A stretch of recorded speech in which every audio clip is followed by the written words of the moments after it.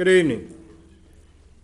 I would like to welcome everyone to the Henry County Zoning Advisory Board meeting Thursday, January 9th, 2020. This meeting is being televised on Charter Channel 180 and AT&T UVerse Channel 99. It will air daily at 1 p.m. with an additional airing on Thursday at 7 p.m. A video is available on demand on the county website. Please turn off all cell phones and laptops and set them to vibrate. Anyone wishing to speak tonight, please fill out a public hearing speaking card. A total of 10 minutes will be allowed for anyone wishing to speak in favor of a case and 10 minutes for anyone wishing to speak in opposition. For example, if 10 people wish to speak, they must share the 10-minute slot. When you are speaking, please face the board and address us directly, not the audience. If you turn to speak to the audience, the board will assume you have finished and call the next speaker. We will now hear the invocation. Please stand. Heavenly Father, we thank you for this evening. We thank you for all your wonderful blessings and being with us. We thank you for guiding us to a new year. And we ask that you guide us and be with our decisions throughout the evening. These things we ask in Jesus' name. Amen. Amen. I pledge allegiance to the flag of the United States of America and to the republic for which it stands, one nation, under God, indivisible, with liberty and justice for all. This meeting is now called to order. Do I have a motion for acceptance of the agenda? Make a motion to accept the agenda, and also if we could add, we need to accept the minutes from the previous meeting, from our last meeting, correct? Yes. Can I put those together okay? That's great. All right. We have a motion for the agenda and the minutes. I'll second. And we have a second. All in favor? Motion carries. Okay, we need to make some nominations tonight. Elections of the 2020 Zone Advisory Board Chair and Vice Chair. Do we have any nominations?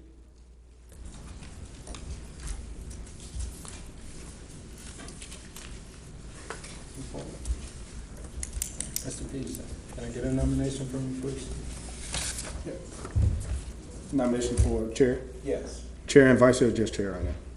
Let's start with Chair. Okay. I make a nomination that we keep Delanda Nelson as the chair. I second. Okay, I'll accept that nomination. All in favor? Motion carries. All right. I'd like to make a nomination that we keep Ms. Susan King as Vice Chair. I second. All in favor?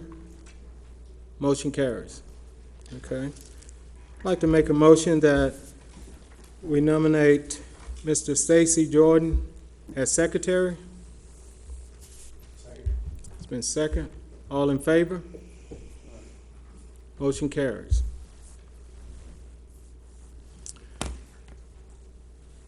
Staff, do we have any comments? Yes, Mr. Chair, we want to welcome our latest appointee to the Zoning Advisory Board. This is County at Large, and we want to welcome Mr. Pete Peterson. All right, glad to have you back.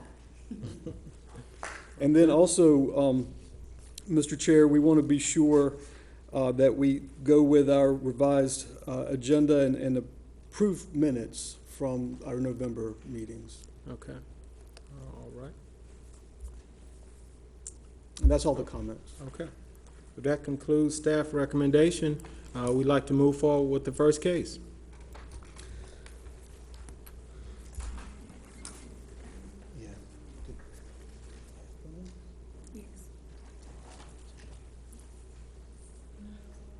Mr. Chair, did you want to entertain a motion to approve minutes from November? I'll make a we- motion. I can make a motion to do that. You're looking for the minutes from November 7th and 21st of November, correct? Yes, ma'am. All right, make a motion that we would approve those. I second. It's been motion and second for the November meeting minutes. All in favor? Motion carries. Excellent. Thank you, Mr. Okay. Chair. I thought that was combined. That's all right. Okay. 1409, Ronald L. Ayers of McDonough, Georgia, requests a variance from development standards for property located at 230 Riverbend Drive in land lots 47, 48, 49, and 50 of the 11th District. The property consists of 16.48 plus or minus acres, and the request is for relief from an accessory structure compliance. This property is located within District 4 and is going to be presented by Kenta Lanham, Planner 1.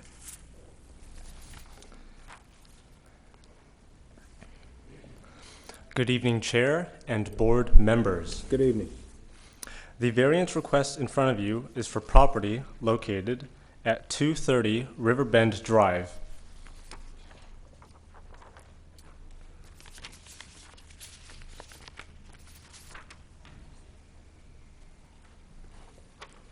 And that is highlighted on the aerial map in your exhibit books, as well as on the overhead projection. The request is for a variance from the dimensional standards requirements for accessory structures. This property is zoned RA and in the Riverbend subdivision. The applicant is requesting a variance from Chapter 7, Section 7.02.01.d of the Henry County Unified Land Development Code, which states that the maximum size for an accessory structure in the RA subdivision shall be no larger than 50% of the heated floor space of the principal dwelling. The applicant is requesting a variance from the requirement to obtain the building permit for an already constructed accessory structure that exceeds 50% of the heated floor space for the primary dwelling.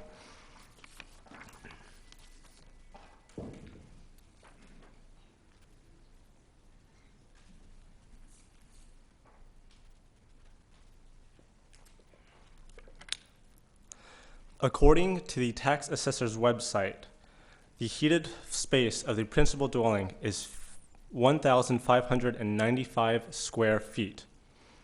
The maximum size for an accessory structure at the subject property is 797 square feet. 797.5 square feet,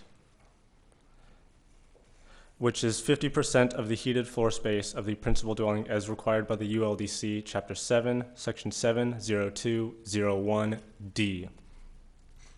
The site of the already constructed accessory structure, the size of the already constructed accessory structure is 1,400 square feet. The already constructed accessory structure exceeds the maximum size allowed in the RA zoning district for properties within a subdivision. The already constructed accessory structure is 113%, 113% of the heated floor space of the principal dwelling. Staff is not certain of the height of the accessory structure, but the height limitation of 25 feet within a subdivision.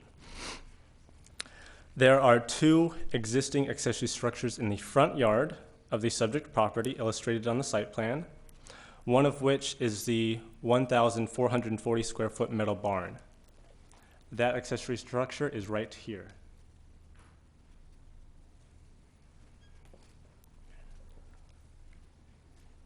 The other is indicated on the site plan as a car shed.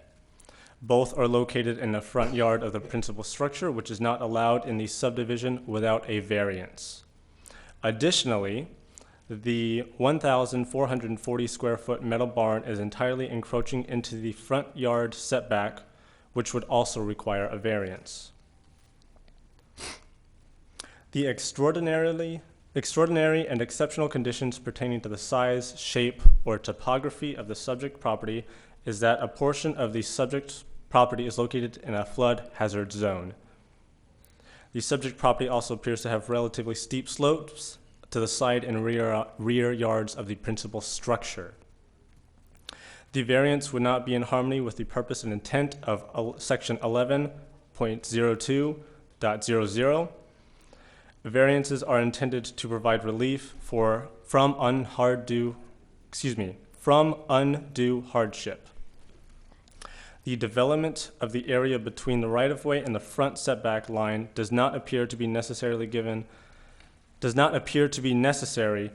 the large acreage of the subject property. Because of the extensive floodplain on the subject property and the relatively steep slopes to the sides and rear of the principal structure, staff recommends approval of a variance to allow accessory structures to be permitted between the principal structure and the 100-foot front yard setback. Staff also recommends denial of a variance for the accessory structure to exceed 50% of the heated square footage of the principal structure. However, staff does recommend approval of a variance to allow each accessory structure to be permitted with a square footage of at or below 50% of the heated square footage of the principal structure. In addition, staff recommends denial of a variance from an accessory structure to encroach in the 100-foot front yard setback. And here is a copy of the unsigned resolution for this variance that staff has created.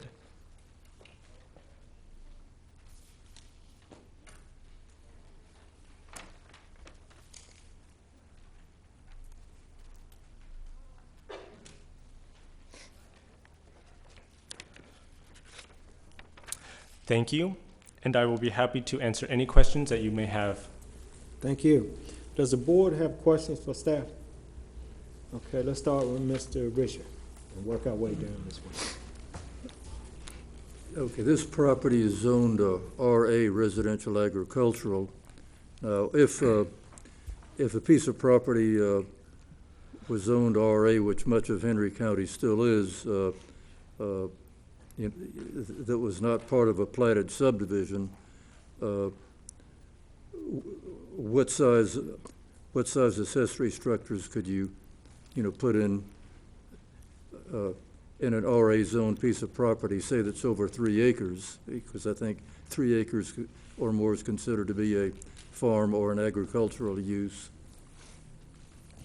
The size for an accessory structure that is within an RA property and is not within a subdivision does not have a maximum, doesn't have a maximum square footage allowed.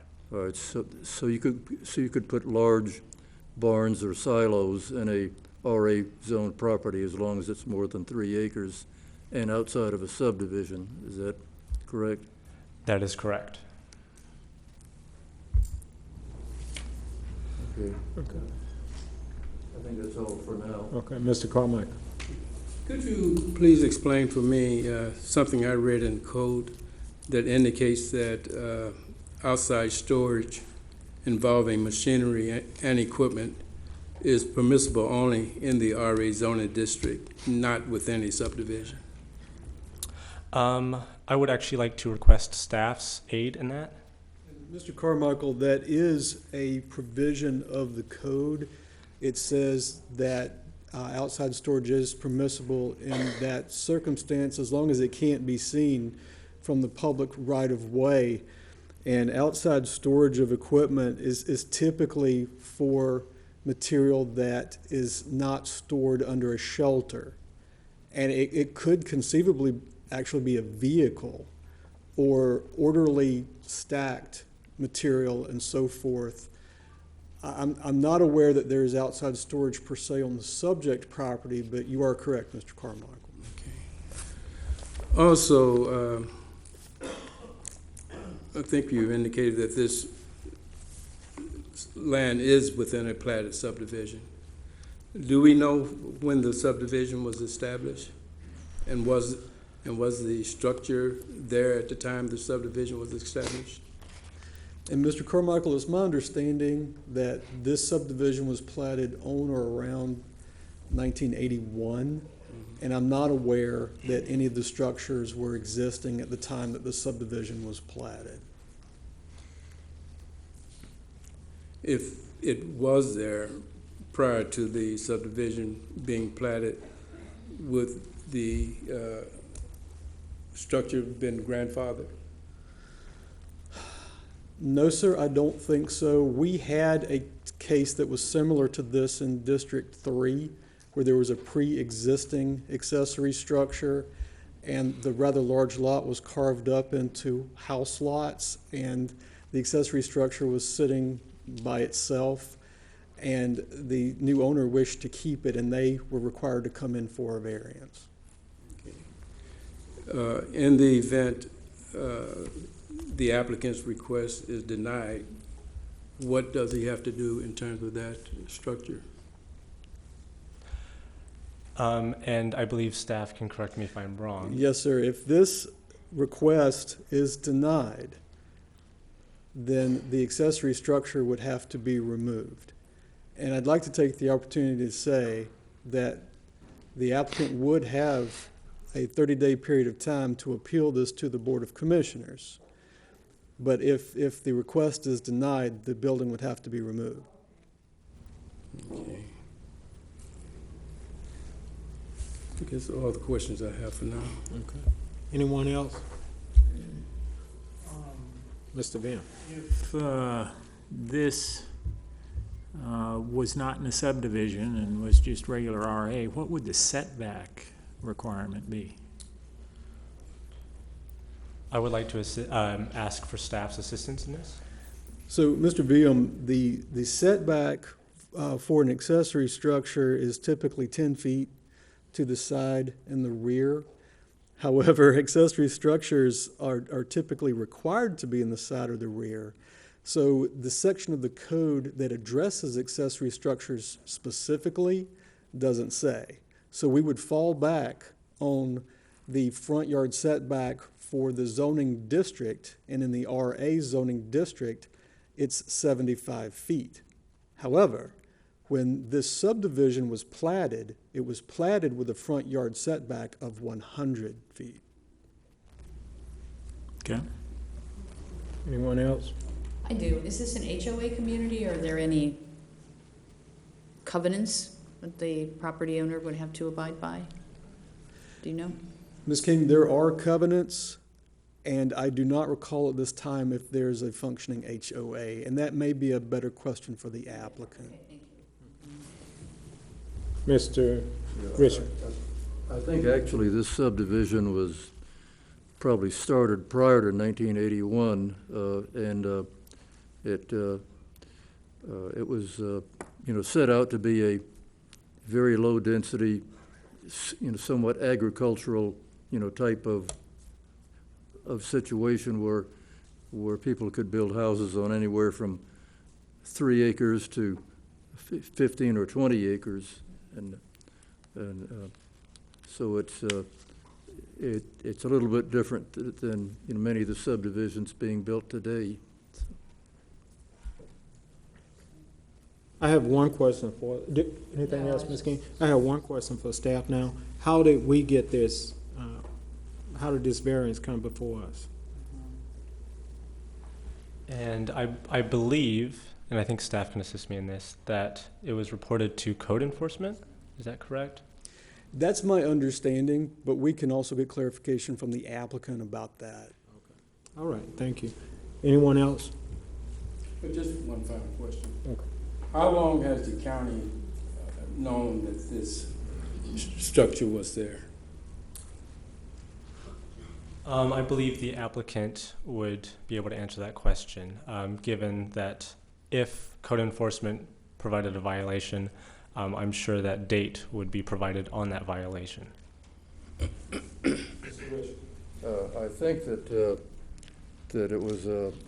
it came to the attention of code enforcement when the applicant, based on the site visit I had, and he told me that he applied for the electrical permit, or rather his contractor did, and since there was not a building permit, he was given a stop work order at that time, so it's been fairly recent. Anyone else? Okay, at this time, we'd like the applicant to come forward, please.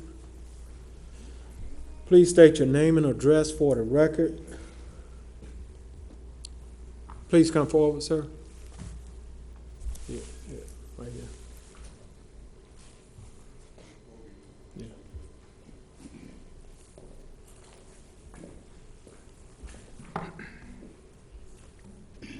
If I may, I would like to tell you who I am, where I came from, and what brought me to Henry County.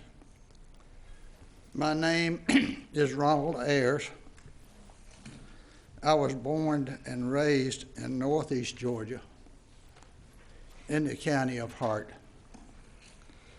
Back in the 1940s and 50s, every family in our community were farmers. We lived on a 48-acre farm, and my family income came primarily from raising cotton. When I was old enough, I helped plant cotton. When I was in plowed ground with a horse-drawn plow, hoed cotton, mopped cotton for boll weevils, and picked cotton by hand. My father never had a tractor, as most in our community. At age 17 and a half, my mother signed for me to join the military on December the 3rd, 1956. I served 41 years in the Georgia Army National Guard, 29 of which were full-time. This full-time service resulted in a transfer to the State Department of Defense in Atlanta. I retired in September 1998 as a Chief Warrant Officer, W4. While growing up in Hart County, which bordered the South Carolina line, separated by the Tugelo and Savannah rivers, my father would take several of us community boys to swim in the river during the hot summer afternoons. You see, when you grow up on a farm like I did in the 1940s and 50s, you can't wait to get off the farm. You have all heard the saying, you can take the boy out of the farm, but you can't take the farm out of the boy. I believe that to be a true statement. When I transferred in the military to state headquarters, we moved to Rockdale County in a subdivision. Typical half-acre lots with houses 50 acres apart. I miss the open space, and I miss the Tugelo River. After about a dozen years, I started searching for property on the South River with some acreage. In 1987, I found a small horse farm with river frontage, a barn, and a small one-bedroom log house for sale in Henry County. I purchased the property at 230 Riverbend Drive in January 1988 with a loan assumption. This was to be a second home that would give me back some of my boyhood dreams. When the property was purchased, the plat that was provided and is still on file in the clerk's office shows the barn on the plat, and the plat clearly shows the barn outside the flood hazard area. Since the mortgage was assumable and the last survey was less than 5 years old at the time of purchase, there was no need or requirement for a new survey. Also on file in the clerk's office is the original subdivision plat approved by Henry County Commission and the county surveyor on the 25th day of June 1979. The original subdivision plat shows the 100-year flood line in the same location as the June 1983 plat. Had I known the 100-year flood line shown on the above-mentioned plats not to be correctly identified, I would not have purchased this property. You have in your packet a new plat dated the 19th day of September 2019. This plat was required for review and approval of the land disturbance permit. This survey required was not just the 1/8 acre disturbed for the barn site, but the entire 16.5 acre tract. The only redeeming factor is this new plat now shows a correct 100-year flood line. And if I might provide the zoning members copies of these plat. Yes, you can bring it forward, sir. May I bring them forward? Yes. I have 3 copies, 3 packets. Okay. Thank you.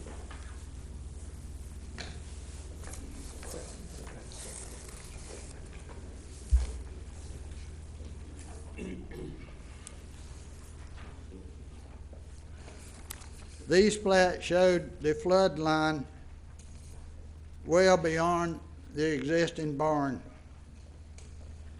In less than 1 year after the property was purchased at 230 Riverbend Drive, the barn was flooded with about 2 feet of water and a few days later burned due to electrical circuit and wiring. And that's pictures are shown in the packet that I gave you. At the time the original barn burned, my tractor, a family van that was under the lean-to of the barn, numerous tools, farm equipment, approximately 400 square bales of hay, and things that I have long forgotten. I was not financially able to replace the barn as I still had a mortgage to pay off on the property. Now you ask me, why do I need a farm barn in a platted subdivision? The lots in the Riverbend subdivision, according to the original covenants, could not be smaller than 5 acres. The plat for my parcel shows 16.5 acres, simply for the reason that most of the acreage is in a floodplain. Most of the 16.5 acres is fertile bottomland, which grows anything without much fertilization. Cattle grade hay grows on 12 acres of this tract, which is harvested twice each year in June and September. For that reason, this property has been labeled by the county under conservation use for the last 15-20 years. This piece of property has always been for agriculture and is rated agricultural and residential as a result of being subdivided. It is my understanding that in the future, the agricultural classification will be eliminated and this area will be just residential. I ask you, how is it possible to conceive that 12 acres of bottomland, which is in the floodplain, could ever be considered residential? Numerous property owners on Riverbend Drive have horses. Some have chickens. My neighbors who own the other bottomland farm their land by raising beef cattle.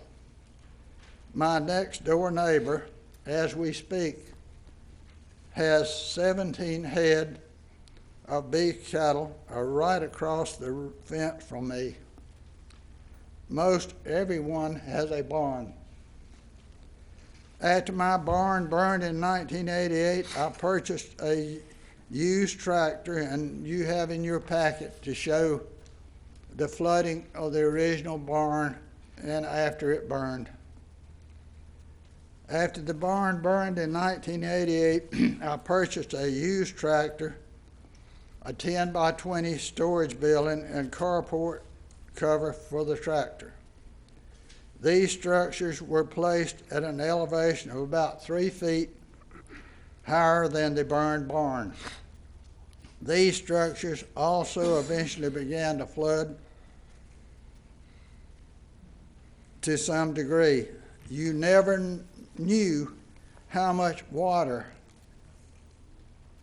runoff into the river from Fulton, DeKalb, Rockdale, and Henry counties would be too much for the South River to contain. The last big flood was Christmas Day 2015. My current tractor got water in the crankcase, and the entire system had to be drained and new lubricant installed. All the equipment stored in the floor of the 10 by 12 storage building had to be removed, and most was ruined, went to the dump. I sold the tractor shed and moved the small storage building to higher ground because it took up very little space there in the wooded area. My tractor and equipment sat out in the elements from December 2015 until September 2017, at which time I could wait no longer and started plans for a new barn. The area of the property which is outside the flood hazard area has rather steep grades that would require rather steep grades. The barn site area that I picked was an area that would require the least amount of land disturbance. Was not located in the path of stormwater runoff and would have green space on all 4 sides of the barn. The colors of the barn sides and roof were selected to blend in with the wooded area around the barn. During the spring and summer, with the foliage full in the trees, the barn is almost completely camouflaged from the road. Several people have told me, just run the power off your house or just install a generator. The county will not get involved. It was never my intent to get around county codes. It never crossed my mind that I would need a permit to replace an existing barn that had been destroyed.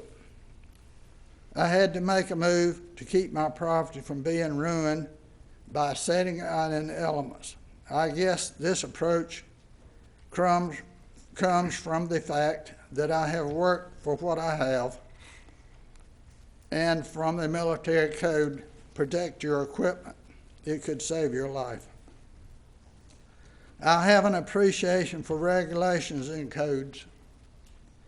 I interpreted Army regulations, wrote military regulations at the Pentagon level, and in my last 8 years of full-time military service, I was a safety and occupational health manager for the Georgia Army National Guard, with not only military unique safety procedures but OSHA requirements in the workplace. I understand why regulations are put into place, and I understand why codes are put into place.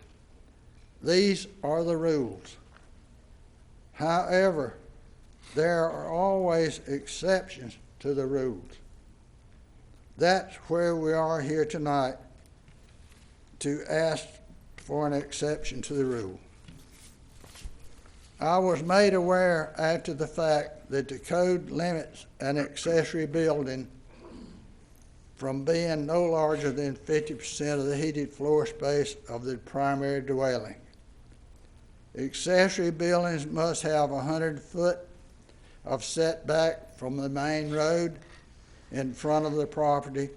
Accessory buildings cannot be located in the front yard. The code identifies the front yard as all the area between the main road and the location of the dwelling. My cabin faces the bottomland and the river. Therefore, my front yard does not face the main road. The barn was built in what I call my backyard. The barn has a 55-foot setback from the main road. Had I placed the barn in a position to meet the 100-foot setback, it would have been sitting in the storm water runoff path, which would have undermined the slab. The current heated floor space of my cabin is 1,586 square feet, with the barn being 1,440 square feet, making the barn 88% of the size of the cabin.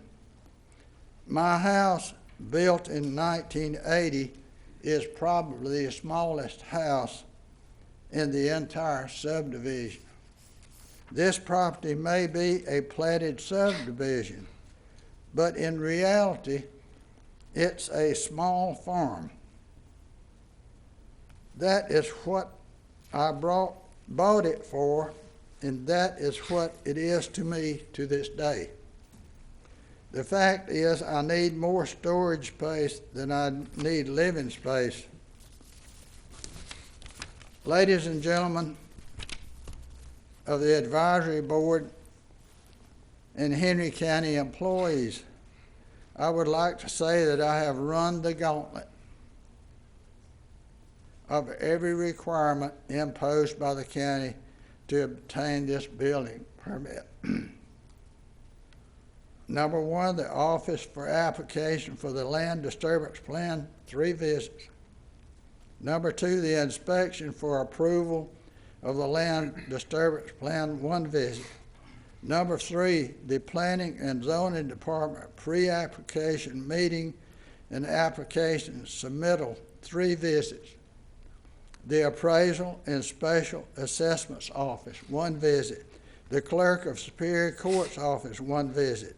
In addition to the above, I have spent $3,495 to satisfy the requirements of the above departments.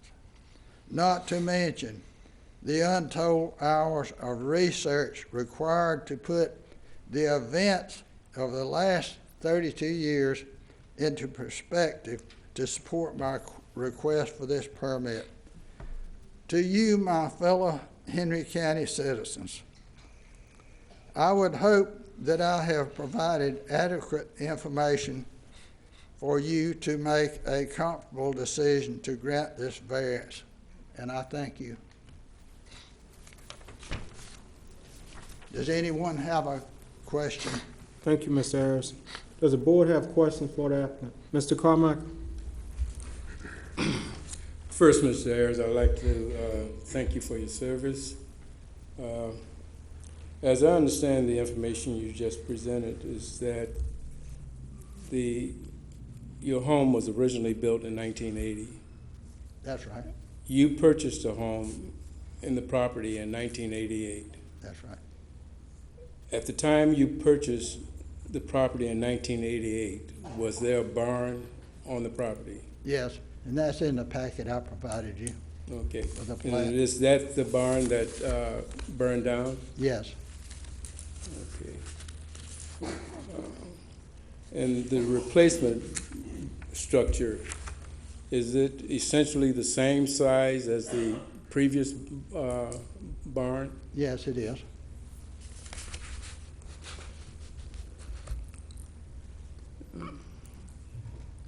Did you seek a permit to build a new barn there? I did not. I guess I assumed that I did not need a permit because I was replacing a previous structure that had been destroyed.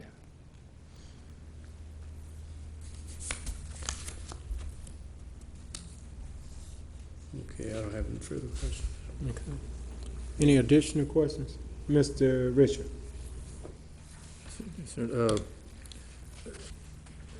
Now, this building, is it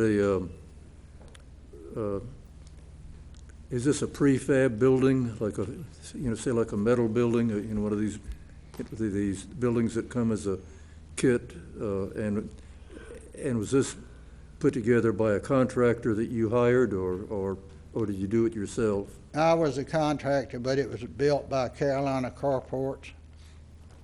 So they were they're the ones that had all the elements, to put the building together. Is that correct? Yes, that's correct. And did they say anything about as the builder getting a permit from Henry County? I mean, it seems like that would be part of their package to you. It was the buyer's responsibility, being me, to get any permits that were required.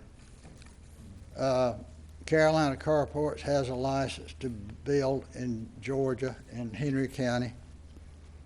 They are out of North Carolina. As I said previously, I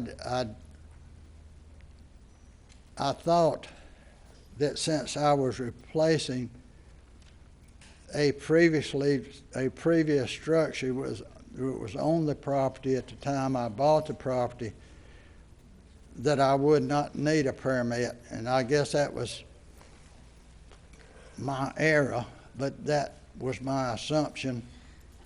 You know what assumption means. It's probably mistake number one there. Yeah. But, now, is this building, is it bigger or smaller than the original barn that burned down? I believe it to be about the same size. And you mentioned something about a land disturbance permit, I guess, which is a grading permit. Did you get one of those from Henry County? Yes, and that was approved. And that was through the building inspection department? Yes.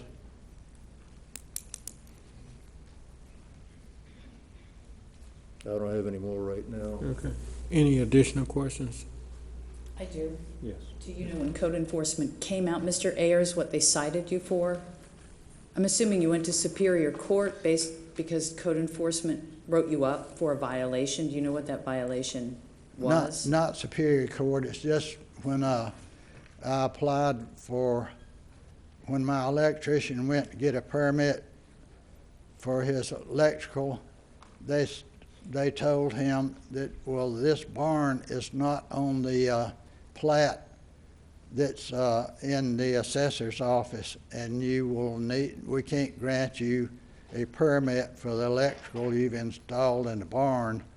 So at that point, I went to planning and zoning, and they told me, okay, you need to get a land disturbance plan, which I hired an engineer company to submit everything to that department for the land disturbance plan, because they would not take my hard copy. I spent $420 with an engineer company to submit the plans to the land disturbance department because I didn't know how to do it. And so once the plans were submitted for the land disturbance the land disturbance plan was approved, but they disapproved the permit because the barn was more than 50% the size of my dwelling. Can you tell me what code enforcement cited you for? They cited me for the barn being more than 50% the size of the heated floor space in my house. And that was cited at, I'm assuming, well, you see the land disturbance department and the zoning department are kind of adjoining each other, so I don't know which department cited me for the exceeding the 50%. That's when I started going to try to find out what I needed to do. Sure. So, based on what you're telling me now, what I'm hearing, it was not one of your neighbors that called code enforcement. Well, I hope You it don't wasn't, know. because we're all very friendly down there. Of course. You know, it's like in the country, we all throw our hands up at each other when we meet each other on the road. Right. It is I love it down there, except when it floods. Sure. It's possible that a neighbor did call code enforcement, but based on what you don't know, No, it sounds like something No, else I may don't have think triggered so. that. Okay. That's all. Thank you. Any additional questions? Mr. Bishop? Just a question, if by some chance that this structure was allowed to remain, would you consider installing some landscaping, like large, trees along the frontage that kind of, I guess to give it some kind of a buffer, from the road? well, I've got green space buffer on all four sides. And, yes, there are some cedar trees out there between the barn and the road, and I've already thought I would like to put some more cedar trees that would, like I said earlier, the colors of the barn, I was very cognizant of trying to not make it stand out. A lot of people want a red barn, because barns traditionally are red. I didn't want that. The sides of my barn are dark gray and the roof is green. It blends in. Like I mentioned earlier, when the foliage, during the spring and summer, the foliage is full on the trees, you cannot hardly even see it as you drive by. I didn't want it to jump out at anybody. I am totally aware of the codes and what the county is trying to achieve. The 50% requirement is I totally understand that in a platted subdivision, which I would have to guess, and this is just a guess, that most of the lots in a platted subdivision are maybe 1 acre, about the largest they are.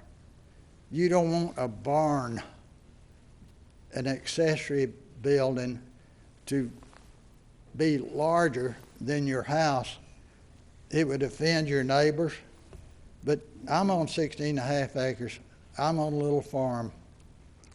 So I need, I'm getting on up in years. But, when you don't need a whole lot of living space, after you reach 80 years old, you've acquired a lot of stuff you need to store. So I need more storage and I need living space. I would invite any member of the ZAB board, graciously invite you to come down and take a look yourself. Jim has been down there. And, you know, I've asked Mr. Carmichael to come down, and he said he didn't have time, which I can appreciate that. So, anybody that wants to come take a first-hand look, I invite you. Just let me know when you're coming. Does it, Mr. Carmichael? I guess I didn't hear it, and if you indicated. When was the replacement barn put there? What When year? was it constructed? Yeah, It was finished December of last year. oh, okay. The construction part of it started September the year before, and I got sick. You know, I was in Emory for 13 days, and I had, you know, I just had to put it on the back burner for a year. So then I got back involved in it, you know, in September of last year, and the building was actually built in December. And I told Carolina Carports, I said, thank you for my Christmas present. Let me ask another question, because I'm a little bit confused now. You said the original barn burned down in 1988. That's correct. So you went without a barn from 1988 until last year? Yeah, you know, I think everybody can appreciate you just have to afford what you can. You know, I had a mortgage to pay off, so I couldn't build a new barn. So finally I got financially able to do it, and that's when I started on it in September of 2018, I guess it was.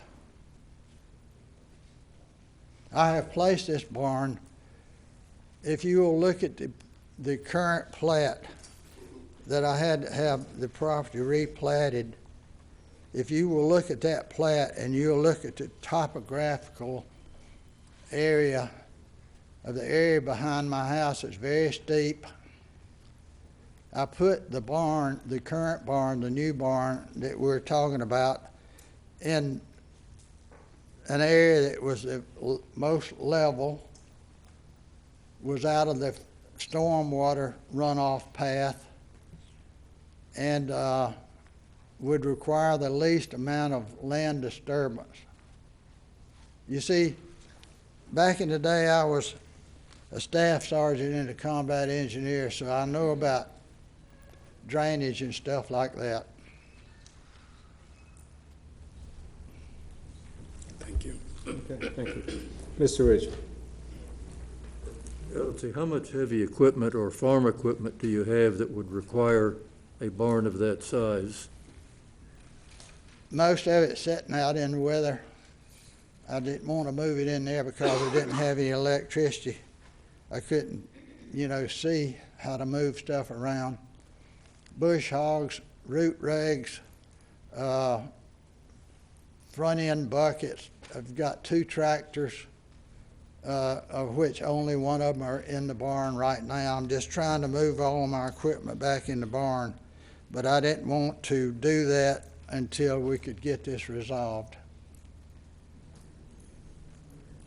Any additional questions? One final, is there an active homeowners association in your neighborhood? No, we No, don't have no an active covenants. Okay, homeowners thank you. association. Okay. Any additional questions? Okay.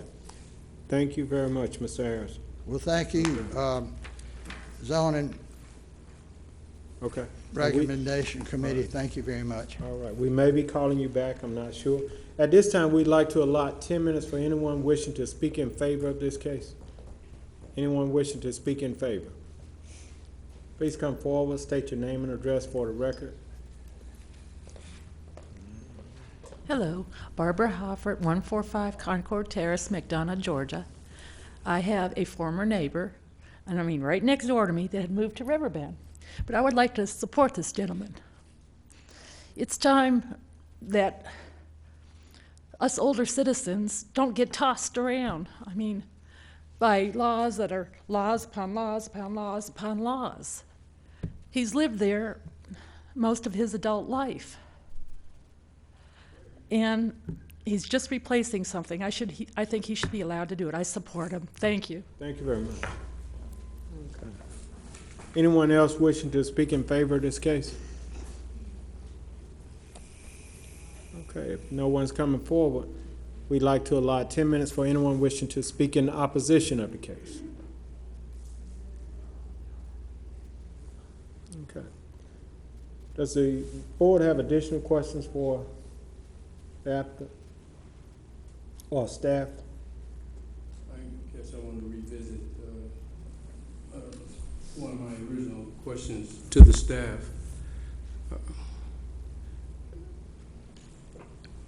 It's difficult, Stacy, I'm speaking, I guess, directly to you. It's difficult for me to believe that if a barn was there in 1988 and the Unified Development Code was not agreed to until 2013, that the parties at that time would have gone back and outlawed that particular barn. I would think that they would grandfather that barn. Realizing, you know, the applicant was remiss in not seeking a permit, and last year when he replaced that barn, but assuming that what he has told us is correct, that the replacement barn is essentially of the same size as the previous barn, I would think that the grandfather, that particular barn should be grandfathered also. However, you, in your earlier response to me, you indicated that would not be the case. Yes, sir, Mr. Carmichael, it would make sense, but that is not the case according to our code, but I understand where you could come to that conclusion. Okay, thank you. Well, I have one question for staff. Based on what I'm hearing, now, if his house was larger and exceeded the limits there, would this bond be permissible? No, so we've got a few different concerns. It's the size, but it's also the placement, and then the distance from the road, and so forth. So it's more than just simply the size. Oh, okay, all right. I guess, now, my next question is that if this board chose to approve this variance, could we place stipulations whereas when Mr. Ayers is out of that property, the approval doesn't go any farther? What I would recommend is that not necessarily you tie the approval to Mr. Ayers or a particular owner, but that we word the approval that it's to allow for the existing structure, but no additional structures. When you say existing structure, the barn that's there, it is an existing structure? Yes, sir, that's correct. Okay. Okay, well, that sounds reasonable on my part. I can't speak for the rest of the board, but that's reasonable on my part. I don't have any additional questions. One thing, can you put a copy of the picture of the metal barn up there? You got that in your packet? 'Cause I'm looking at it. I think this is the right thing. You got a copy of that, Stacy? Yes, sir, we got it. Okay, got it.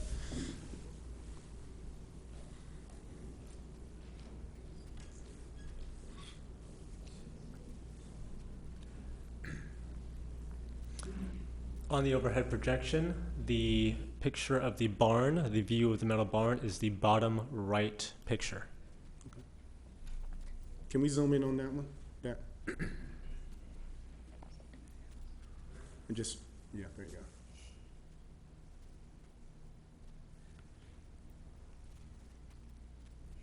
And this picture is from the road, correct? That is correct. Okay. Do we have a picture of where is the structure in proportion to this barn? If you don't have it, it's no problem. All right. Would you like me to present the site plan? No, that's okay. Okay. No, that's not. So what we're talking about is the bottom right is what we're saying that is right now not up to code. It is what we're talking about. That is correct. That's what's wrong. Okay. All right. Any additional questions? I would also like to point out that the car shed is also not in current compliance with the code because it falls within the front yard of the subject property. That car shed is difficult to tell, but it is in the top left image. Okay. And that car shed is just a, kind of a temporary mobile type shed, correct? I believe the applicant would be able to provide more clarification. Open-sided type of car Type of shed shed. that you see in a lot of, Oh, okay. in some rural areas, it's, it's just got a metal roof on it and the sides are open. Okay. I think All right. they're fairly common. Any additional questions for staff or the applicant? Okay, if there is no additional question, we'd like to call the case, please. VR 1909, Ronald Ayers of McDonough, Georgia, requests a variance from development standards for property located at 230 Riverbend Drive in land lots 47, 48, 49, and 50 of the 11th District. The property consists of 16.48 plus or minus acres, and the request is for relief from accessory structure compliance located in District 4 and was presented by Ken Lanham, Planner 1. We've heard the case. Do we have a motion? Mr. Chairman, I'd like to make a motion. Okay. I'd like to propose that we accept the applicant's request. However, approving the variance applies to the existing structures only. The applicant or resident would not be allowed to make any alterations or modifications to that barn, particularly in terms of increasing the size or expanding in any way.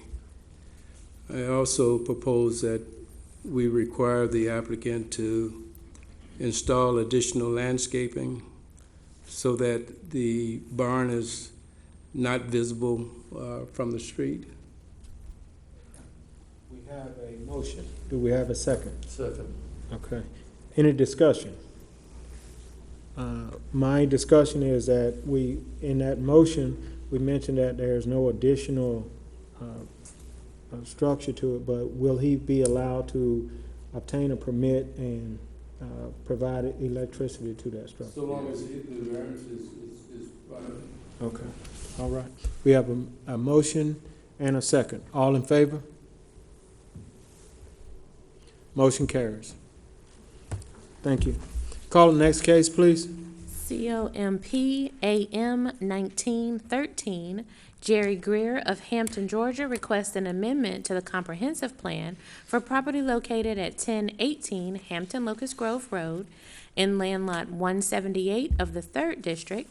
The property consists of 1.15 plus or minus acres, and the request is to amend the future land use map designation from rural residential to commercial, located in District 1, and will be presented by Stacy Jordan Rudisil, Chief Planner. Good evening, Mr. Chair. Good evening. The request before you tonight is located on the southeast corner of the intersection of Hampton Locust Grove Road and Rocky Creek Road, as illustrated on the overhead and also in your exhibit books. I'd like to start with the zoning map, and the zoning map is showing the subject property outlined in green. The white shaded area stands for property that's zoned RA. The yellow shaded area illustrates properties that are zoned for single-family residential. And I want to start with this to show that there is no existing commercial in this area. This first hearing is regarding the future land use map, and our second hearing will be regarding the rezoning. The future land use map today shows the subject property and the surrounding area in this sage green, and this sage green stands for rural residential. And again, I want to point out on this exhibit that there is no area within this vicinity that is showing red, and red is our designation for areas that are planned for future commercial. And this is the reason why the applicant is requesting to change the future land use map to support a concurrent request for rezoning from RA to C2, which is a general commercial. However, in the staff report, in our evaluation, we have made the case and we've tried to make the point that this is inconsistent with the character of the area, and that if this request is approved, that it will begin a change in this area. So we're looking at a policy change that will affect not only the subject property, but the character of the area in a way that the county does not plan for. Henry County's future community map, which informs our future land use map, illustrates the subject property at the tip of this red arrow, which is a little hard to see, but it's also in your exhibit books. This area is showing green, and this green area on the future community map means that we intend for this to stay rural.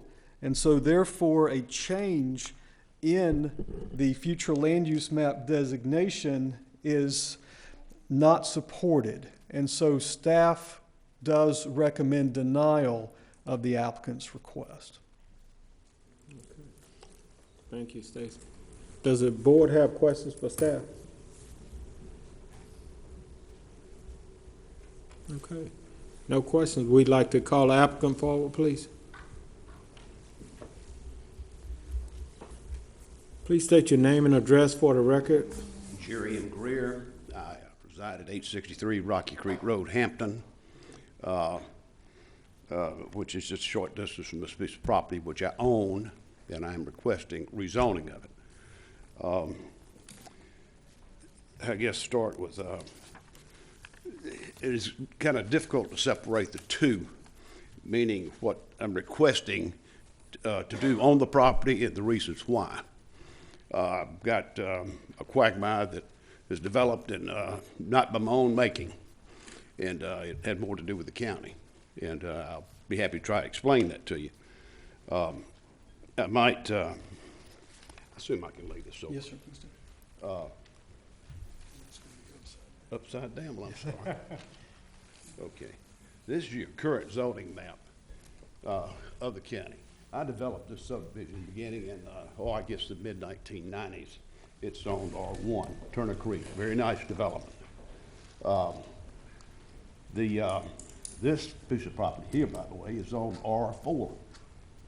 I don't know how it ever got zoned R4, but that sure ain't agricultural residential. That's houses on 12,000 square foot lots. Now, I can suspect that and I've got the flood map, this is, of course, has the buffer, but I suspect the guy that owns this big piece of property here is going with the same zoning, and I think you'd have a tough time denying it. This particular intersection, I don't know, it's maybe early to get into the intersection, but I'll share something with you that might help you. That intersection of the road was dirt until late 90s, perhaps even as late as 2000. Rocky Creek Road was paved to that intersection, and it had a stop sign on Rocky Creek Road, both on the south side and the north side going south. Had numerous accidents there, and several near-death situations. I requested the county do something about the intersection, and I said, you know, something's got to be done. And they life-flighted the people out of my big front yard. That's where they picked them up and carried them to various trauma centers about the state. Numerous accidents. There was 2 deaths that I'm aware of, but just numerous accidents. It was something happened every day. And of course, I encouraged that something be done about the intersection. Slow traffic moving off a dirt road to a paved road, then you got a arterial road where people commute back and forth to work and the like at that particular time. In the process, I'm upside down and backwards or what? That'll do. This is my piece of property, okay? It, in the beginning, prior to, and I don't know whether you can see this or not. It's probably too small. That's what I got from the county office. This is the original piece of property here, and it's not a very good picture. But this was 1.27 acres or better.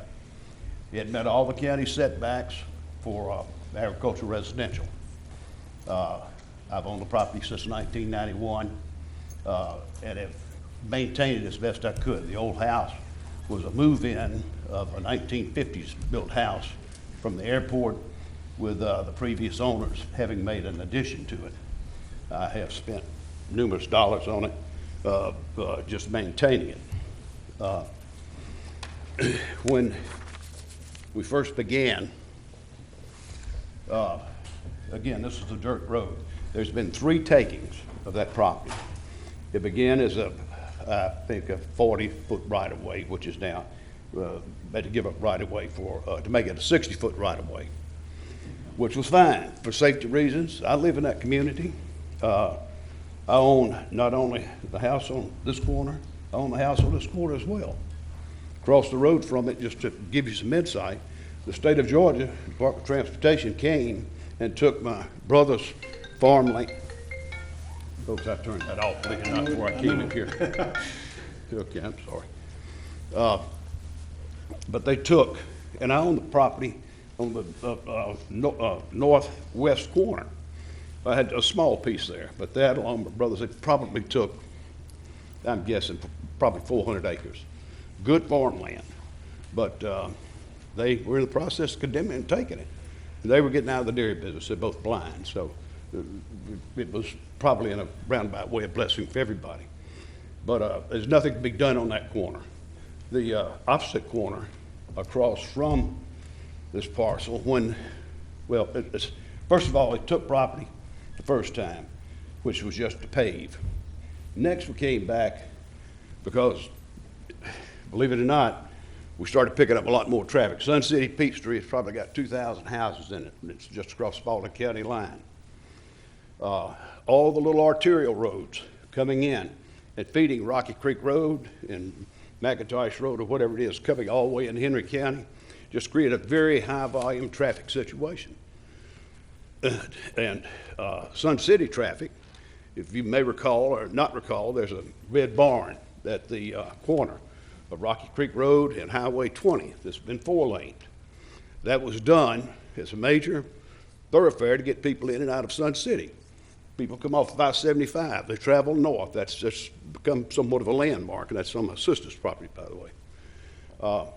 But it's become increasingly high traffic.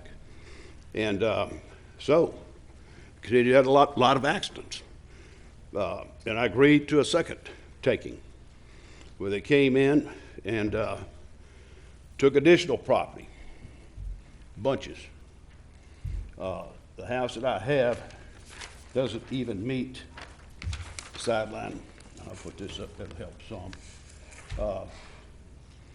The sideline setbacks, half my house is in the setbacks. That's how much has been taken. Of course, this gives you the building lines and the like. But it's been whacked up terribly bad. County even required this is a permanent easement. County has permanent easement in front of my house, which they've got it. I got to cut the grass to pay taxes on it.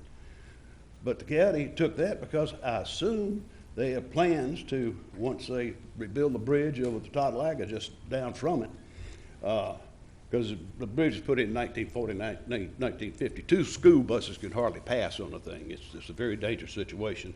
It was in a spliced proposal some years ago that was a priority situation. It's kind of got on the back burner. I don't know what's going on, but the bridge needs to be replaced for safety reasons.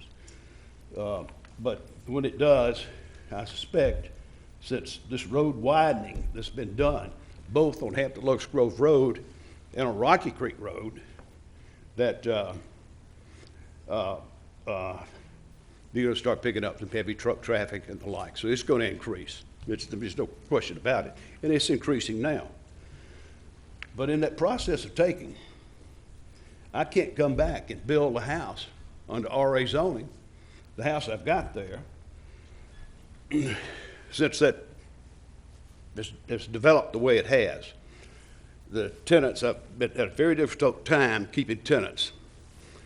Big reason, when they stopped at that red light, they broke into the basement, stole the man's equipment out of there, broke into the back of the houses, stole a boat, stole lawnmowers, bicycles, and who knows what else. That's just what I'm told over the tenants I've had since all this is being taken place.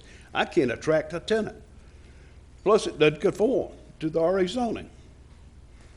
And I'm requesting that the zoning be changed to neighborhood commercial, and to put a business in, single business, on that one piece of property that'll give some support to the people in that community for their needs and services. Now, I'll take it one step further. There's not a grocery store in Hampton. Jim knows, he's been there.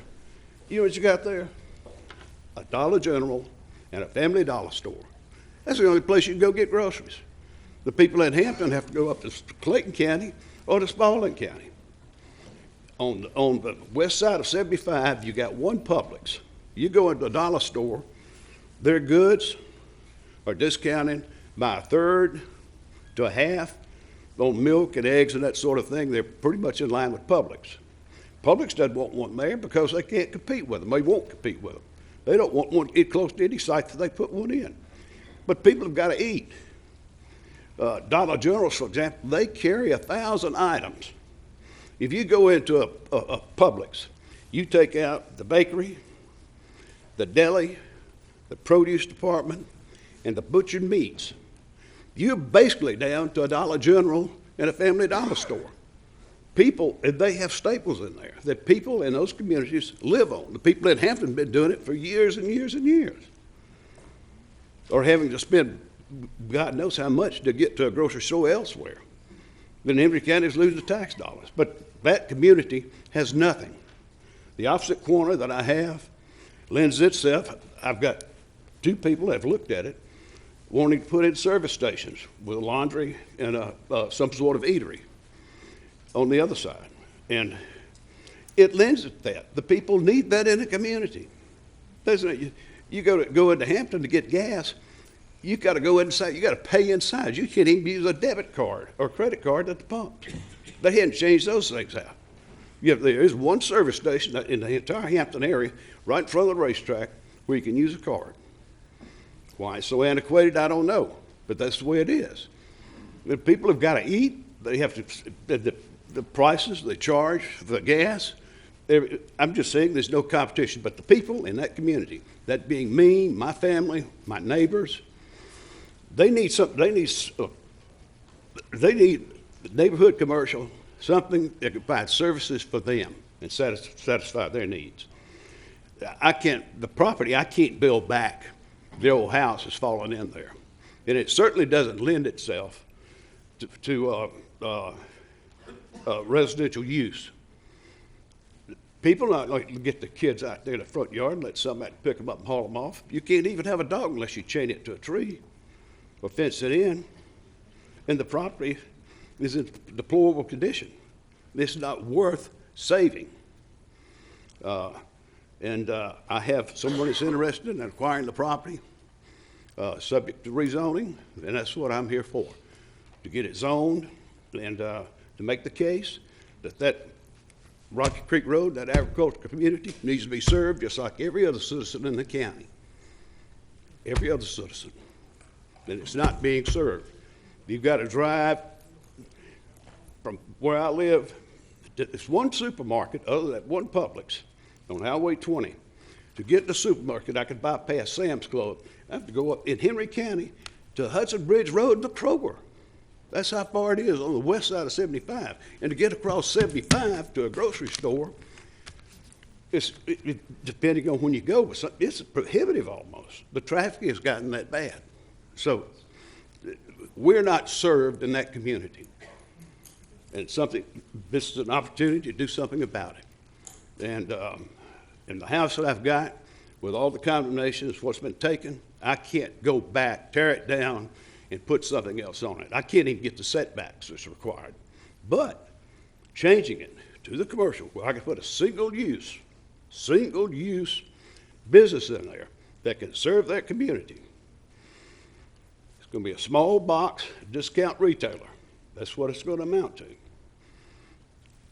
And to provide services that community needs. That intersection is very dangerous. I mean, it's not suitable for residential. You don't have to worry about two corners, but on the two that I have, it is not suitable for residential use. It's suitable for neighborhood commercial, something that's going to serve the community. And that's, folks, I hope I got off target, but it's kind of hard to separate the two. And, but the property needs to be zoned. Now, whether it's C2 will accommodate that or C1, it doesn't matter. What I need to do is get the zoning, and we have to accommodate putting that building in there. Now, I know it varies from the future land use program, but that was done in 13. Well, we've got school complex 1,700 feet up the road. Somebody needs school supplies or pick up some groceries to go home in the evening, taking the kids. They got to go into Hampton, so they live elsewhere. But enough. Excuse me, Mr. Greer, we're going to ask that the board have time to entertain some of your questions. Okay, that's great. Okay. I'm sorry. All right. So does the board have any additional questions for Mr. Greer, for the applicant? Okay. Any additional questions at all? Okay. At this time, we would like to allot 10 minutes for anyone wishing to speak in favor of this case. 10 minutes for anyone wishing to speak in favor. You may be seated, Mr. Greer. No one's coming forward. We'd also like to allot 10 minutes for anyone wishing to speak in opposition of the case.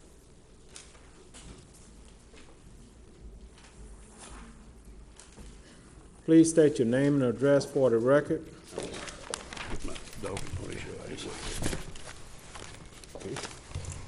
Rick Magaha, 1171 Rocky Creek Road. I think he made the argument himself and did the best argument he could against what he has there, and it was traffic. You've got a school 1,200 feet up the road, and then you've got Sun City traffic. My driveway, I sit on 76 acres, the land he was referring to, that part of it's conservation land. And when I step out of my driveway and turn right to where he's proposing to put a commercial building, the traffic already is backed up there. And now he's proposing to put a commercial retail store / gas station, whatever, that you're going to have more traffic and more accidents now. And I don't see how that intersection could even perform that unless you put a roustabout in there or something like that. That does not need to be commercial property. And we have several homeowners back here. And he kept on saying you have to go so far to a grocery store. When I step out again, drive out of my driveway, the 1 minute to this intersection, within 6 minutes I can drive to two different Publix, 6 minutes. And there's a convenience store right in front of the Publix on 20, and there's another convenience store where I can get gas or whatever I want to, and a dollar store within, again, about 5 minutes of this intersection where he's wanting to put a store. And I think it's going to be a disaster for the school area too with the traffic coming down through there. I just don't see any way to do it. Thank you. Yes, sir. Right. Anyone else wishing to speak in opposition?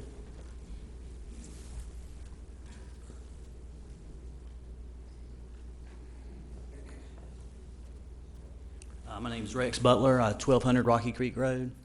As you know, what you've got is your future land use, as the area's going to suffer character damage from, like what he said, you know, the changing of the environment as far as residential area and you know, in a commercial area, a store there. Like Rick said, I mean, 5 minutes away, there's two Publix. and anything that you could want on 2081 right there. The traffic concerns, the turn lane, it is a dangerous intersection there. The runoff of whatever parking lot would be, into the creek, which would go into the reservoir there.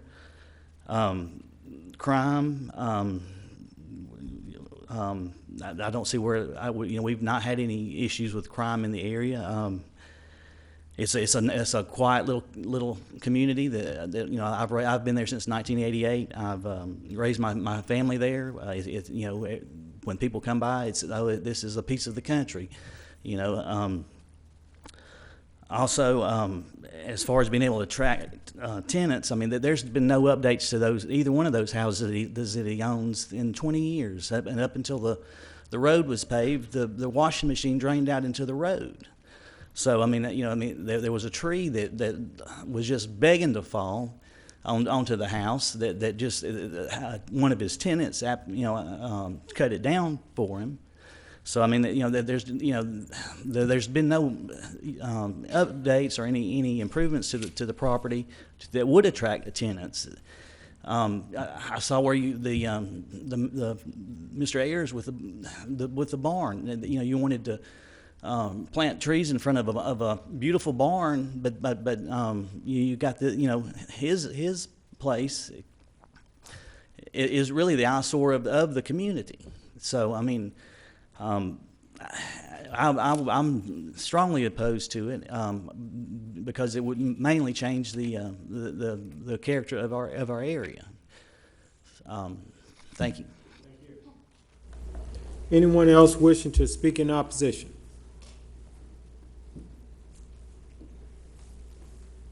Please state your name and address for the record. Yes, it's Shannon Griffin, and I am at 1220 Rocky Creek Road. My neighbor just left the podium, and the neighbor before that. We've got 10 acres on Rocky Creek Road, and literally a hop, skip, and a jump from the property in question. Totally opposed to it. I have no complaints. One of the reasons I love my home, we are very convenient to any public facility that we need. Crime is a big concern of mine with putting any commercial property here. Gas station, laundromat, things like that.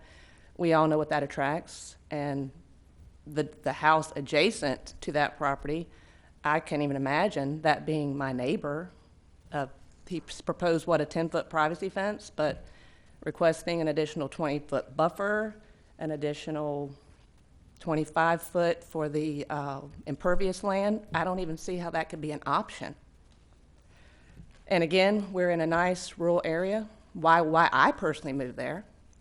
And my husband and I actually looked at the proposed improvements and zoning of the property, and that's why we bought where we did, because we knew that was a good area to purchase in, that you didn't have to worry about things like this. Excuse me. But again, you're talking about rental houses, and I'm sorry for Mr. Greer's, inconvenience that the properties are not in the best location as far as traffic, but I can speak on behalf of the tenants that have been in there. Pit bull puppies for sale. Pit bulls tied to a tree out front. I'm in animal rescue and with the Henry County Humane Society. Neither side has ever had anything promising. There's actually chickens that are running around in the backyard now on the property on the left side. As Mr. Butler said, drainage into the street from the washing machine. I don't see where these properties are kept up. You could ride by at any given time and form that opinion yourself. Totally opposed. Thank you. Thank you. Anyone else wishing to speak in opposition?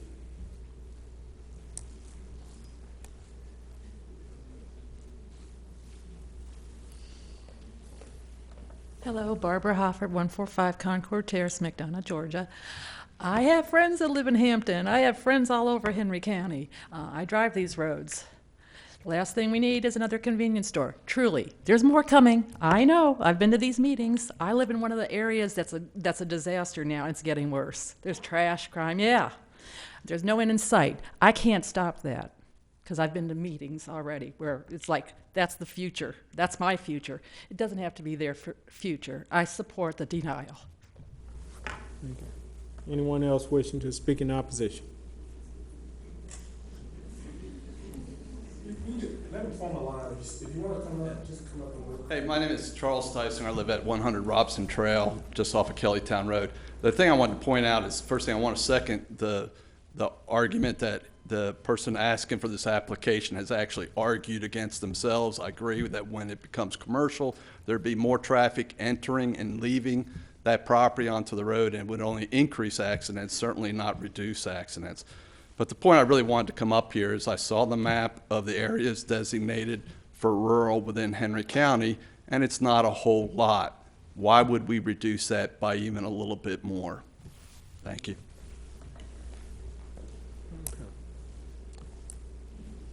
Please state your name and address. Hey, I'm Kay Banks, and I live at 1101 Rocky Creek Road, so I live right next door. I've been living there, it'll be 31 years in April, and there have been various people in and out of there all the time. Like they said, it's really not kept up very well.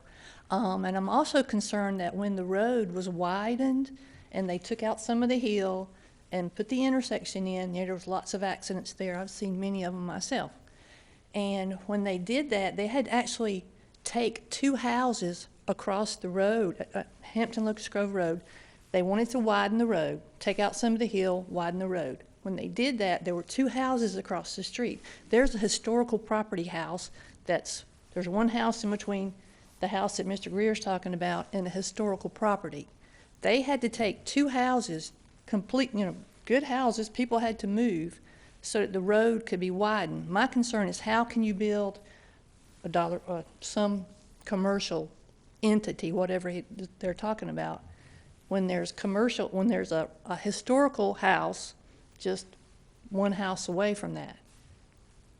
I mean, two people had to lose their house so the road could be widened because of that historical property. Now he wants to put in some kind of commercial thing. There's one house in between, and then there would be the commercial, a house, the historical house. I just don't know how you can put in something commercial close to something that's historical. And like I said, I've lived there almost 31 years. I don't know what the stuff about crime, I don't know. I mean, I have seen the washing machine, the stuff draining in the road. I have seen lots of various tenants in and out. When I first moved there, I can remember one morning coming out and there was a horse in my front yard. There used to be horses there. Talk about rural, that's what it was. And that's what we would like to keep it. And I guess that's all I need to say. So I hope that you don't agree to make this commercial. Thank you. Thank you very much. Okay. We only have 40 seconds left for anyone wishing to speak in opposition, so not a lot of time for anyone else to come forward. But you have that 40 seconds. Okay. Hi, my name is Elizabeth Ashley, and I live at 1178 Rocky Creek Road. I was born and raised in Atlanta, Georgia. So one of the reasons that I moved to this area because it was a rural area, and I highly oppose against it. I feel like it would increase the crime rate and traffic rate. Thank you. Thank you. Okay. Well, you used 20 seconds. Yeah. A lot can be done in 20 seconds. We have 20 seconds left for anyone else wishing to speak in opposition. Okay. If no one else is coming forward, does the board have additional questions for the applicant? Okay. Does the board have questions for staff? Okay. At this time, we'd like to call the case, please.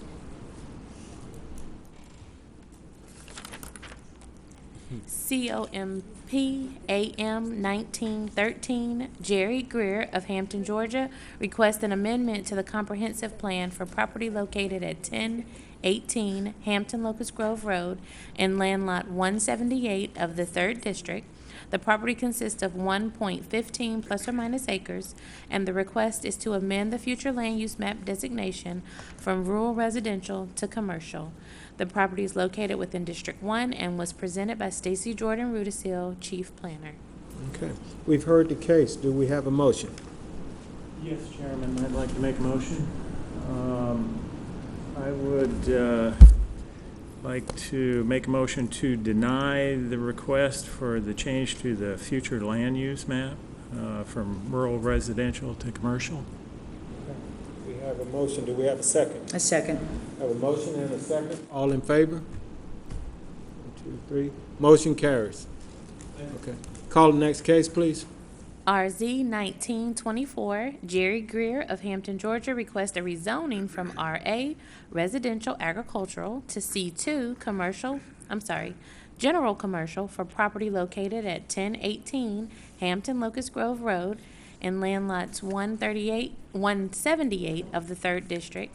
The property consists of 1.15 plus or minus acres, and the request is for a consumer and durable goods sales establishment located in District 1, presented by Stacy Jordan Rudisil. Good evening, Mr. Chair, board members. The request before you at this time is the associated case to our last hearing, and so this is regarding the rezoning request from RA to C2 General Commercial for the subject property, and a request for durable consumer goods would indeed require a rezoning to C2. However, in the previous hearing, our applicant had stated that this is meant to be a small box discount retailer, and the applicant had stated that he understood that C1 would allow this use, and indeed it would for a small box discount retailer. However, our future land use map does call for rural residential for this area, so the request is not supported. And so staff has evaluated the applicant's request considering the future land use map, the conceptual site plan that's located in your exhibits and also on the overhead shows a concept, a preliminary conceptual layout of the building and the layout of the parking and so forth. It shows access from Rocky Creek Road. It shows a 10,000 square foot building.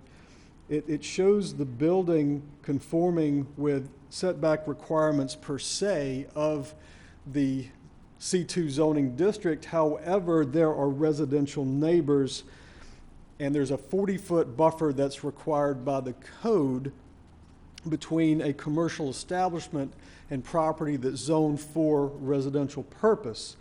The code allows for an applicant to apply for an administrative waiver to reduce the required 40-foot buffer down to 20 feet with a fence, and the applicant has noted on the conceptual site plan that they would need to take advantage of that provision of the code, and so they're showing a 20-foot distance between the proposed building and the adjoining property. This property is located both within the water quality critical area of the protected watershed. This broad curved line here shows that the area of the subject property within the water quality critical buffer is meant to remain undeveloped. The developed portion of the subject property is within the limited development area of the protected watershed, and as such, it's required to have a limitation of 25% impervious. The applicant's concept shows 55% impervious, and the code allows for the applicant to apply for an increase in the maximum impervious surface coverage that can be handled administratively. So we've got a situation where the future land use map indicates this area is to remain rural residential. Commercial development would increase the trips per day over a single family home.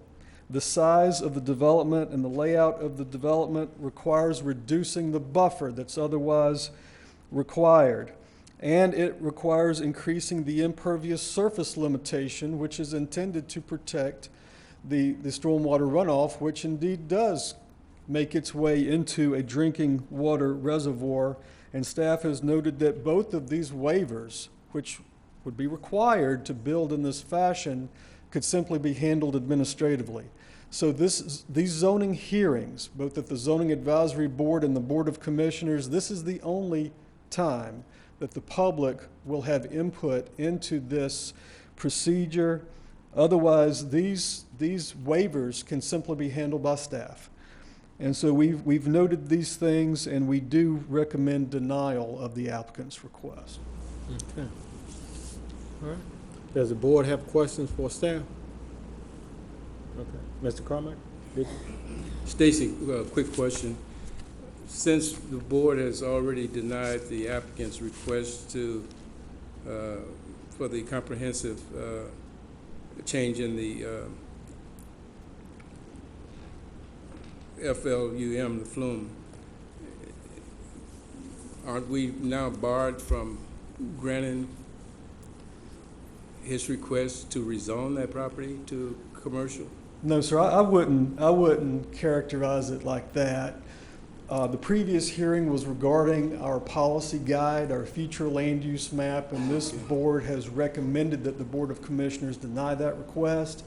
It would be absolutely consistent for this board to address this second request, this request for rezoning, with a recommendation for denial. That would absolutely be consistent.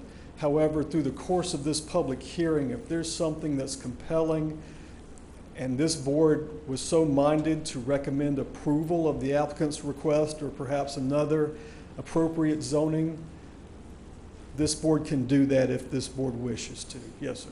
Thank you. Any additional questions for staff? Okay. At this time, we'd like the applicant to come forward, please. Please state your name and address again for the record. And if you will, address the case itself in terms of staff recommendation. Okay. Again, my name's Jerry Greer. I reside at 863 Rocky Creek Road, Hampton, Georgia. I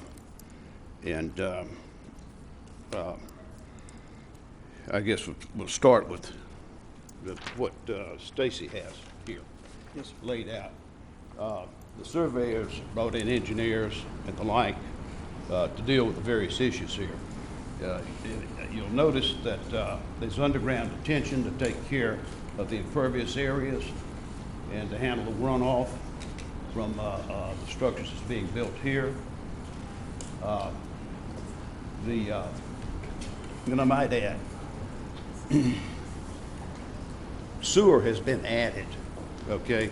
I brought sewer to this property here because in the taking, I was unable to find another on-site site to accommodate the house. The tank had been there for so many years and failed. So I had, of course, I had some help from the county, obviously, because they're the one that helped create the situation. Water Authority, and I assumed the county as well. Mr. Greer, will you help me out a second? Stacy, is that mic working, the one right here? I'm sorry. You are speaking to that? Okay. Let me tell you, Mr. Chairman, this mic it's for our recording, so it's important to have it, but it will not broadcast in this room. Mr. Greer, will you speak into that mic, please? Okay, I'll try to do it left-handed. Okay.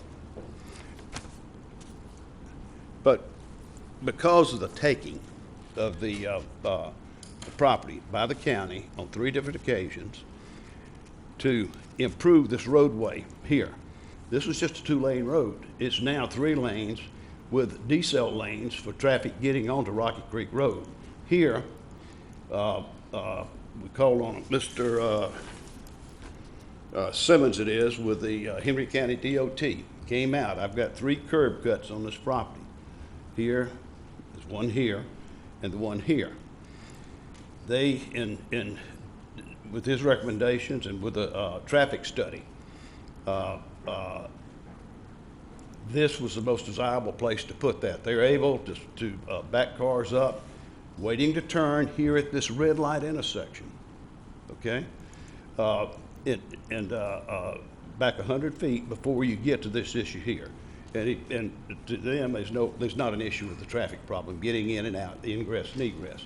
They are requiring that I close this access here and the access here, which is fine with what we're proposing. The impervious areas are really taken care of with the underground detention. And I might add that should, in the county, I've spoken with the Water Authority, while this is in a critical area, since sewer has been ran down this property across the road, they have granted variances from the 600-foot protected buffer throughout the county. I mean, when you've got sewer, you can build within 200 feet of the creek or stream that's running down through there. Of course, they have a different set of requirements. It has adequate parking. The other similar stores that I've looked at had less parking than we are proposing here. The property adjacent here on the property, this gentleman here stores, well, he's in the record business, let's put it that way. So it's been a roundabout way of commercial use itself. As far as the restoration of that antebellum house up there, I personally did that and lived in that house. I put water on the house when the county ran water up and down Hampton Low Grove Road. And the other houses up and down Hampton Low Grove Road, I tied on the water and got rid of the wells on those. I've built in that general area there, I don't know how many houses. There's on Rocky Creek Road, from that intersection going north, my family probably has 500 acres there. There's probably 40 of us that live there, brothers, sisters, kids, nephews, and the like. Lived there all of our lives. I remember when, quite frankly, when Hampton Low Grove Road was dirt. That's how long I've been around.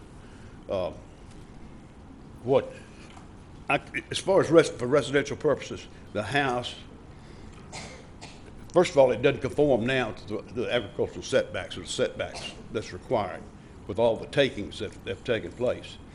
The property itself, I have restored, repaired that house. Every time a tenant moves out, that's been very difficult to attract tenants because of the thefts and the like at the location. Putting in a store there, they're going to have security. They're going to have to take care of things. I wouldn't suspect there would be any crime. I can't think of any reason for it. I just don't think crime is an issue. The taking, why the county decided to take houses regarding the antebellum house up the hill, I have not a clue. I don't think the fact that it's antebellum made any difference. There'll eventually be further widening of Hampton Low Grove Road. As soon as that bridge over the Toddleaga is taken care of, I'm satisfied, and it's been proposed. I can't remember what splice it was, but I attended the hearing over at the Hampton Library and was assured that was going to be a priority issue in that splice. Well, it still hadn't got on the table. Nothing's been done. It's a very dangerous situation. I've lived in that community all my life. I love it. Most of the houses that have been built there since we had the crash of '69, you can't attract any attractive. There's nobody buying property, nobody building in that area. And the land's going to be expensive, and the size houses are being required. It's going to be a unique situation. And that market's just not there. The market has developed, and it's basically stagnated at this time. I feel I can understand the people that may bring into question what I'm proposing there, but I'm at your mercy. I've got a house there a piece of property I can do nothing with. They had to keep throwing good money after bad. And the only been putting something in there that's going to serve the neighborhood, serve the community. And I still don't know where that second Publix is, by the way, unless it's Fallen County. But in the Publix, you get what you buy at one of the small box discount stores. You're going to pay about a third to a half less than what you're going to pay at Publix. And the same thing with the service stations over there. You're going to pay, I've looked at it on the way over here. You're going to pay usually it's 20 to 30 cents more per gallon of gas. They're gouging. Competition, the demand's there. And markets are driven by demand. And I think the highest and best use of the property with all the improvements that have been made, my sacrifice at that intersection. And I think it's good for the community, and I think it's good for all the people that live in that neighborhood. Any questions for the applicant? Mr. Richard? Have you looked at any other alternative zonings that might be less intense traffic-wise? For example, O&I office institutional. I had, not on that property, the property on the opposite side. Well, I've had two, had a CPA, believe it or not, that wanted the property. They wanted, had plans to do something in addition to that on the property in a future date to accommodate their parents in another business. I also had, from the school complex of Rocky Creek Elementary, Hampton Middle, and Hampton High, a group that came out, and they're aggressive and in the business of providing before school and after school care or for children and tutoring. And they were going to use the house for that, plus apply for rezoning and all the other things. And they made an offer, and it wasn't reasonable, not in my mind anyway, and so it's off the table. But there are other uses. I've had inquiries from others, and eventually there's going to have to be goods and services offered in that community, and particularly as it develops. We've had a lot of people snooping around wanting to. If the crash hadn't come before this 2013 plan, my brothers have their property was under contract there at the corner of Rocky Creek Road and Highway 20, and then it almost closed. Had the crash not come, it got involved in some litigation because they were blind and signed a contract, and the realtors and stuff that presented the contract to them had falsified some stuff, and it got involved in litigation, and before it can get settled, here comes the big crunch. But I think had we not had the crunch, you would probably already see many things. Kroger was putting in a store on Highway 20. It was stopped, but that's just part of the economic times, and it hurt a lot of people. But I think had that not happened, you would see the whole complexion of that area out there something other than just rural agricultural.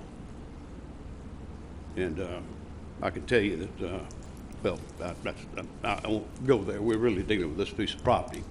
But I'm happy to answer any questions you might have. Any additional questions for the applicant? Okay. All right. Thank you, sir. You may be seated. At this time, we'd like to allot 10 minutes for anyone wishing to speak in favor of this case. I speak in favor of it. Okay. Because I own it. I own the property adjacent to it and several hundred acres up the road from it. So I think it's good for the community. Thank you. Anyone else wishing to speak in favor of the case? Okay. If not, we'd like to allot 10 minutes for anyone wishing to speak in opposition.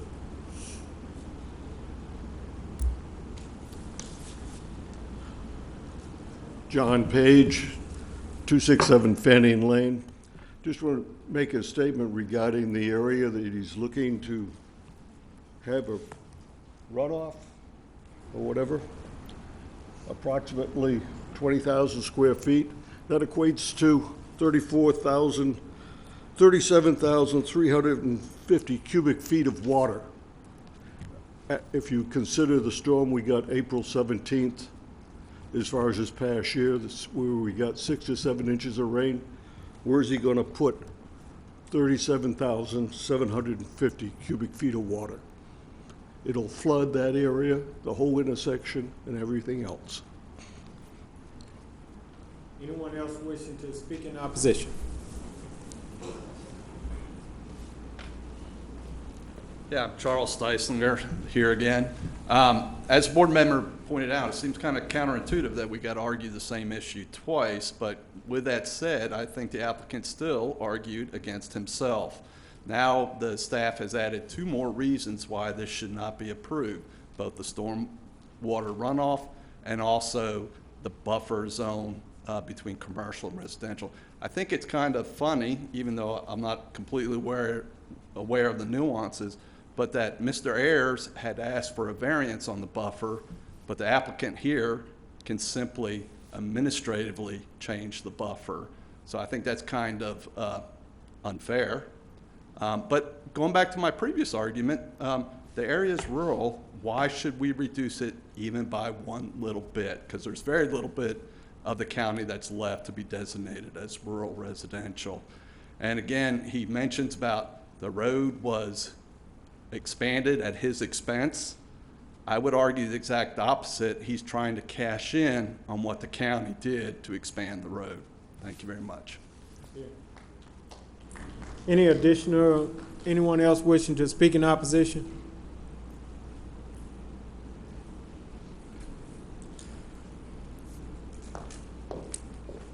Chairman, I didn't mention a while ago that I've lived in Henry County for 55 years. I'm 61 years old. My parents moved me here from Dallas, Texas. And I lived in the Fairview area, and I've lived in all different areas of Henry County, and I've seen the Fairview area change. I built houses in Clarkdale Acres. I now am in the remodeling business in the Atlanta area, and I know what construction does to areas. And the reason we moved further out in Henry County, my wife and I, was to enjoy the agricultural area. Mr. Greer had mentioned he didn't know where the other Publix was, so I'm going to mention it to him. It's at 2730 Georgia Highway 155 in the corner of Hampton Locust Grove. Again, it's 6 minutes exactly from my house to that Publix. The other Publix is at 2158 Georgia 20, and it's 7 minutes to there from my house. So again, I don't know why we need another convenience store / laundromat or whatever it is he's wanting to put there, but we are highly opposed to it. And there was some kind of finagling done with the signs. That's why a lot of my neighbors left, and I left, but I came back because the only sign that appeared to us was on the other property that we first addressed. This second property that's being addressed now, I've been told by one of the other neighbors, is conveniently hid behind a mailbox that you don't notice. Because I leave that driveway early in the morning, I come back late in the evening, and I saw the other sign and knew to be here tonight, but the sign on this property, and the reason why several neighbors left, they didn't know that sign existed. But thank you for your time. Thank you. We have 6 minutes. Anyone else wishing to speak in opposition?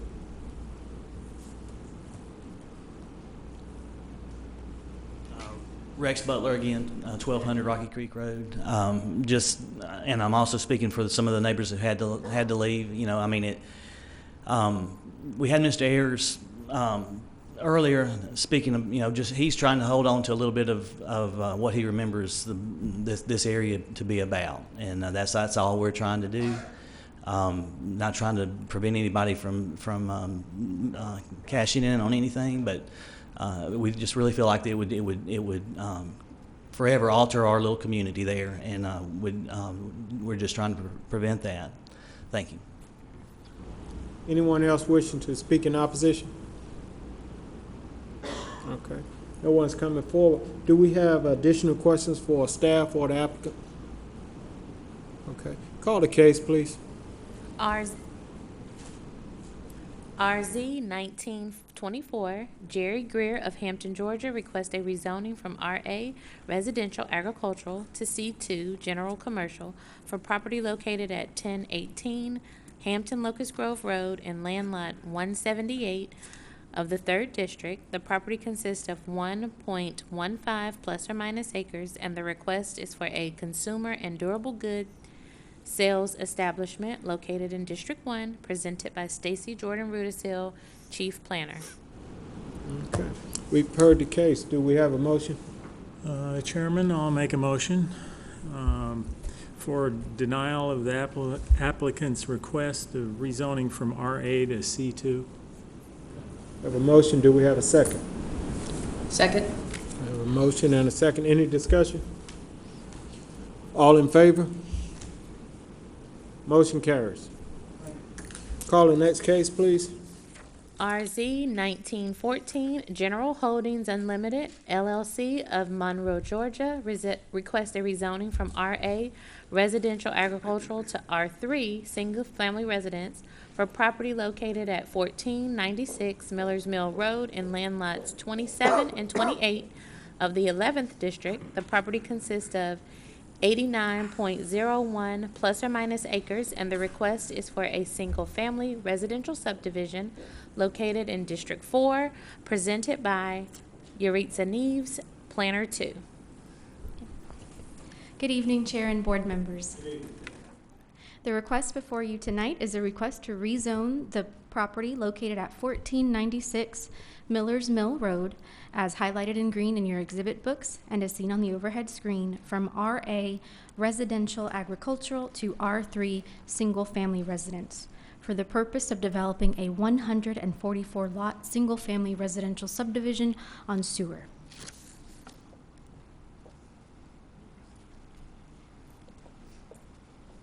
So as you can see on the zoning map, the area immediately surrounding the subject property, again highlighted in green, consists of RA zoned properties as well as RA subdivisions, which have been developed with no zoning conditions and no access to sewer. However, there are R2 and R3 single-family residential subdivisions along both Miller's Mill and Highway 155, which have been developed with sewer. Those would be the bright yellow and the hatched yellow subdivisions. The subject property also has access to sewer and will be required to develop as such.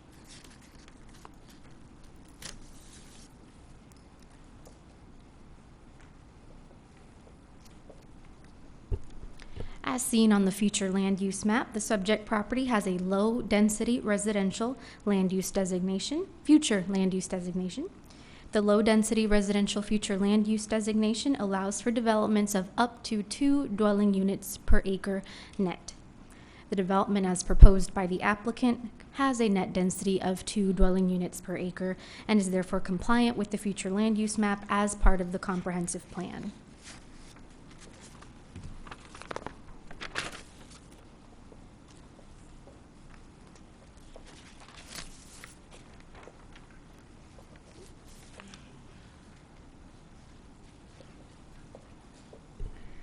So a conservation subdivision conditional use was approved for the subject property by the Zoning Advisory Board on July 25th, 2019, with no conditions.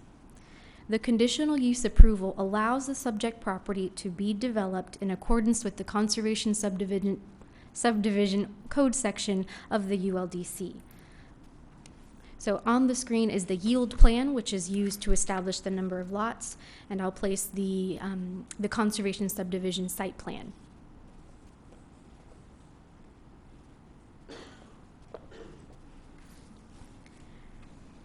So concurrent to the approved conditional use, this rezoning request was originally heard at that same July 25th, 2019 Zoning Advisory Board meeting, during which no action was taken.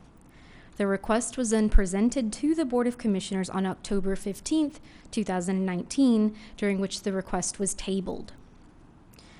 There have been at least one community meeting, one that staff was invited to, which was held on November 13th, 2009, to discuss this proposal.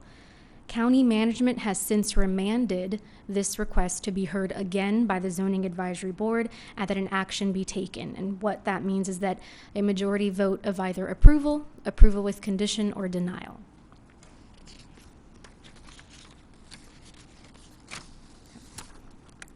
As the request is consistent with the future land use map as part of the comprehensive plan, staff recommends approval of the applicant's request with 8 conditions. The staff recommended conditions have slightly altered from those originally presented at the July 25th, 2019 meeting, and those changes are highlighted. They're 5, 6, and 8. So first I'll place the conditions as recommended by staff tonight.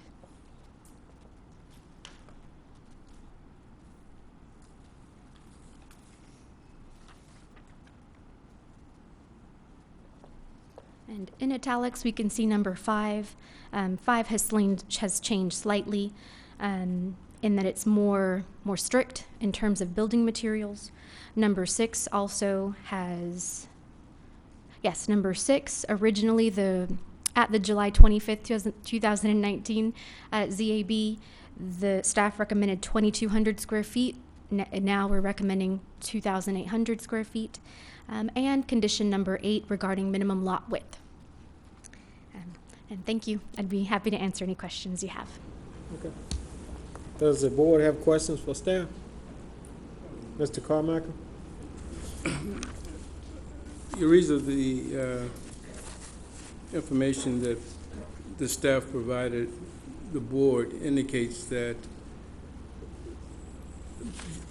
there's an existing development that's currently zone R2S. Where did you indicate that was located again?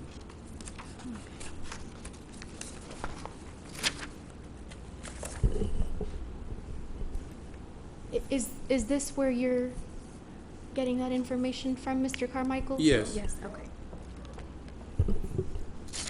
Okay. So in the report, on page 4, I believe you're referring to number 2, Future Development Conservation Subdivision? Correct. Yes, sir. So that request was approved. I don't have those dates, unfortunately, with me right now, but they were approved last year. Originally, this request, it was rezoned to R2S, and then they came at a later date for a conservation subdivision conditional use. Okay, and what's the location of that again? It's fairly close, so the subject property is this one, and this and it's on Crumbly. Thank you. Okay. Okay. Any additional questions or did you have additional questions, Mr. Carmichael? No. Okay. Any additional questions? If no questions, we'd like the applicant to come forward, please. Please state your name and address for the record. Good evening, Chair, members of the board. My name is Steve Moore, Moorbass Consulting, 1350 Keys Ferry Court, McDonough, Georgia.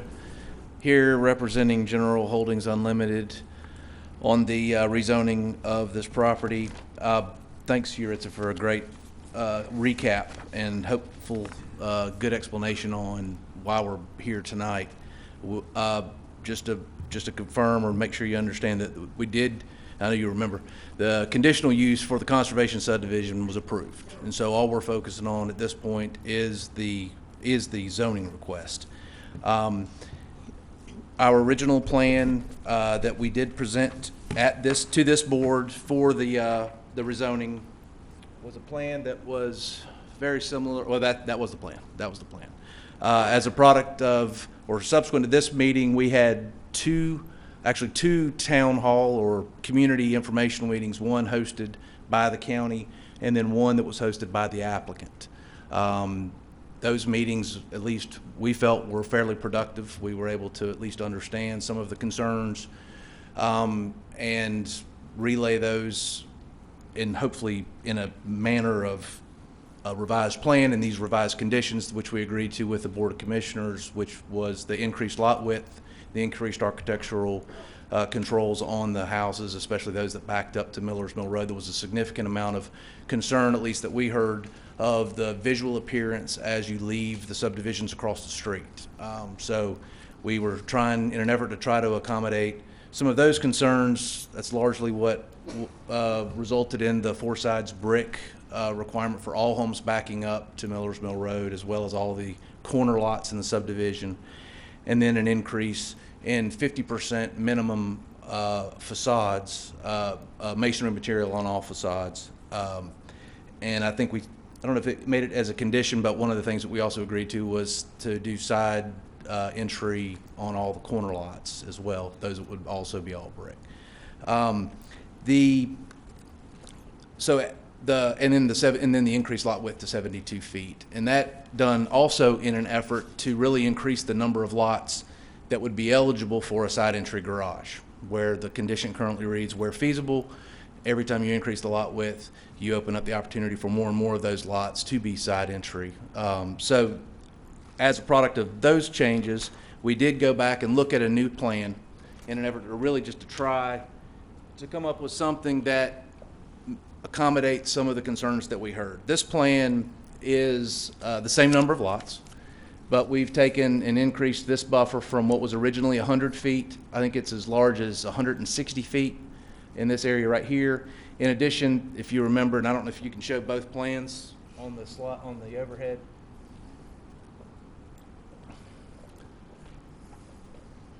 pretty close. So the original plan up at the top had this cul-de-sac that stuck up here with more lots backing up. We heard concerns about, again, pulling out and being used to seeing fields and pasture and that type of stuff, which is why we eliminated that cul-de-sac and we pushed the development further to the rear where it's more buffered in the back, and in an effort to try to really maintain the character of that area right there. I went through in our presentation before about the amenities. None of that has changed. There's still a current plan, and I can just briefly show that of what the typical entrance would be. There is going to be a open air pavilion, playground, dog park, walking trails, barbecue picnic area. There's an existing lake that this will be incorporated within to provide some recreation opportunities and gathering spaces for the residents in the community. But with back to the entrance revisions and the buffer improvements or increased buffer widths, this is just maybe helps kind of communicate that one of the concerns, again, one of the concerns we heard was the fact that it is pasture currently. There's really no opportunity for buffering. There's no opportunity for screening of the houses from the road, and frankly, for the people that live in the houses to have the road screened from them. So this is a representative of kind of what that would look like in an existing, this is an existing feature, and I don't know if you can zoom up into the picture that's right here. I think that may be an accurate portrayal. But that is essentially a buffer that's actually narrower than what we're proposing. But the buffer along Millers Mill Road would be landscaped, fenced, in an effort to really provide the screening and a really nice visual corridor that is going to be different than what's there. It's not going to be, you're not going to be looking at a hayfield, but you're also not going to be able to look at the backs of houses with them set as far back as they're going to be. So again, and then with the lot widths going from 62 to 72 feet, we feel confident that and with the curvilinear approach that we took with this layout too, as opposed to a gridded street layout, anytime you have a curve, especially those lots on the outside of that curve, these lots specifically here, those lots get wider as they go around this curve, so it opens up the opportunity for those to accommodate a side entry garage. They may be 72 feet up at the right-of-way, but they may be 90 feet by the time you get back halfway through the lot, which would support a car with a side entry garage. And so again, this was done in an effort to try to increase the numbers of those lots based on some of the concerns we heard. I think that pretty well addresses the changes to the plan. We understand the revised conditions that came as a result of the Board of Commissioners meeting where it was tabled, and we're in agreement with those conditions. And I think with that, I'll be happy to answer any questions. Does the board have questions for the applicant? Can you refresh my memory on the price point of the homes? The price point is up to $325 is what we're kind of expecting that price range to be. And the higher that square footage goes, that certainly supports that. Yes, sir. Mr. Richard. And would that general price point be, I guess, would that apply to homes that are 2,800 square feet heated area and above? Yes, sir. I mean, I would suppose so. That would be, if the minimum is 2,800, yes. Also, whether this is developed as a conservation subdivision or as a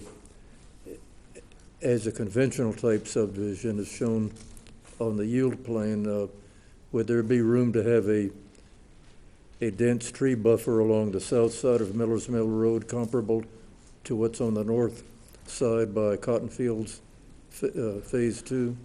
There's, under the non-conservation plan, is that what you were asking? If it wasn't developed as a conservation, there would be very little room for a buffer that wide.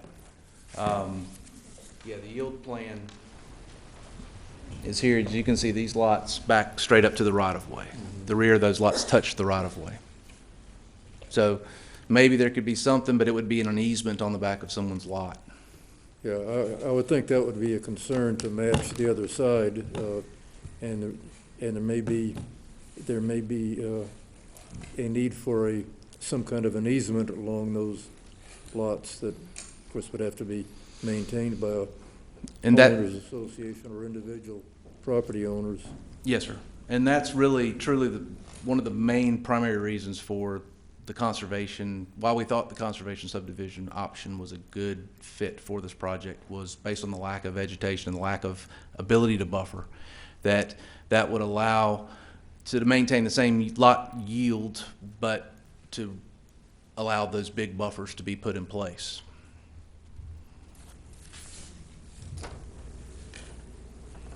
Okay, any additional questions for the applicant? Mr. Carmichael?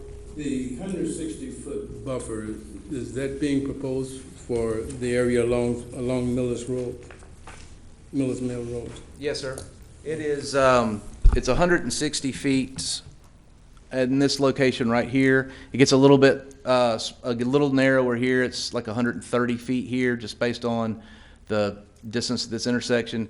It could probably be easily adjusted to be 160 feet at both locations without it, that's just a pretty simple plan change.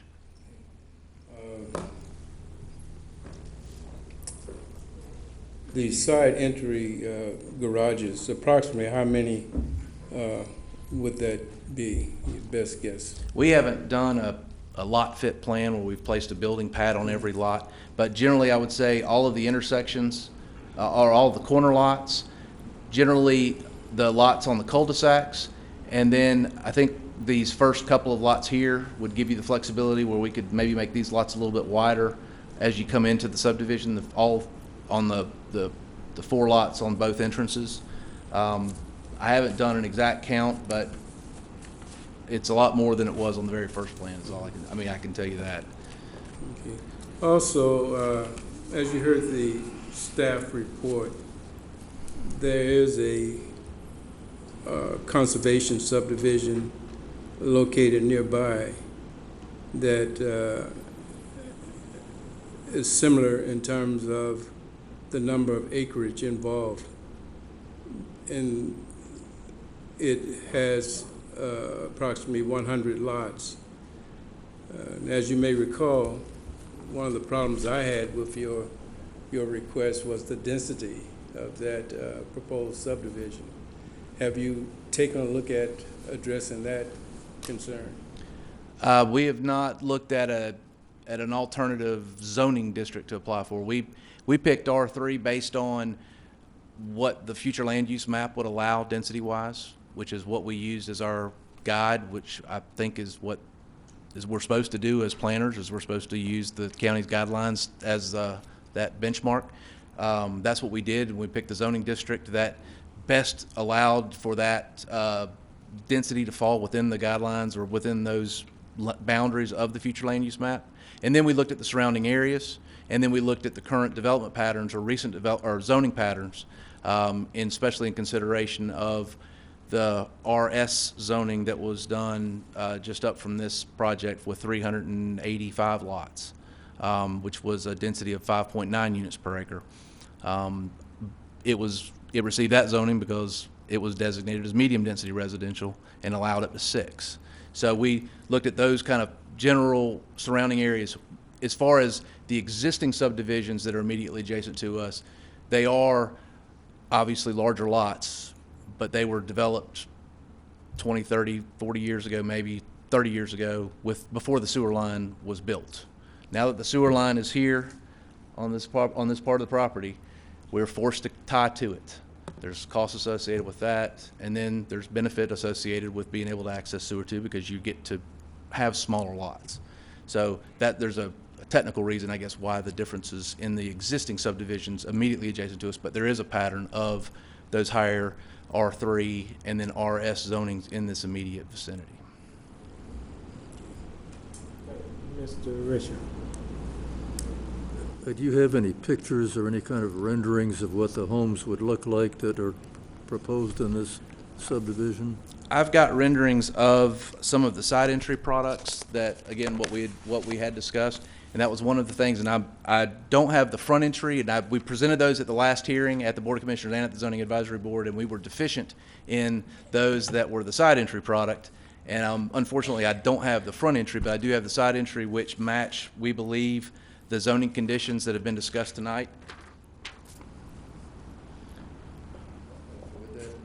The 72-foot wide? That would match a 72. That would probably be more indicative of maybe one of those on that outside curve that I was talking about, where they get up to 82 or 90, 85 or 90 feet wide at the building at the building line, and the first four that we come into the subdivision, those would accommodate a house like this. The cul-de-sac lots, the intersection lots, all the internal intersection lots.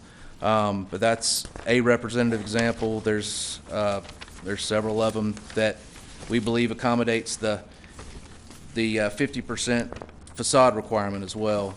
This is another one. And then there's some two-story product that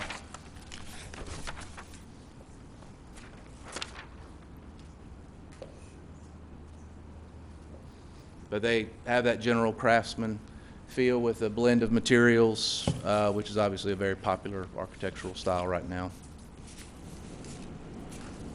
Any additional questions? Okay. If not, you may be seated, Mr. Moore. Yes, sir. At this time, we'd like to allot 10 minutes for anyone wishing to speak in favor of this case. 10 minutes for anyone wishing to speak in favor. Please state your name and address for the record.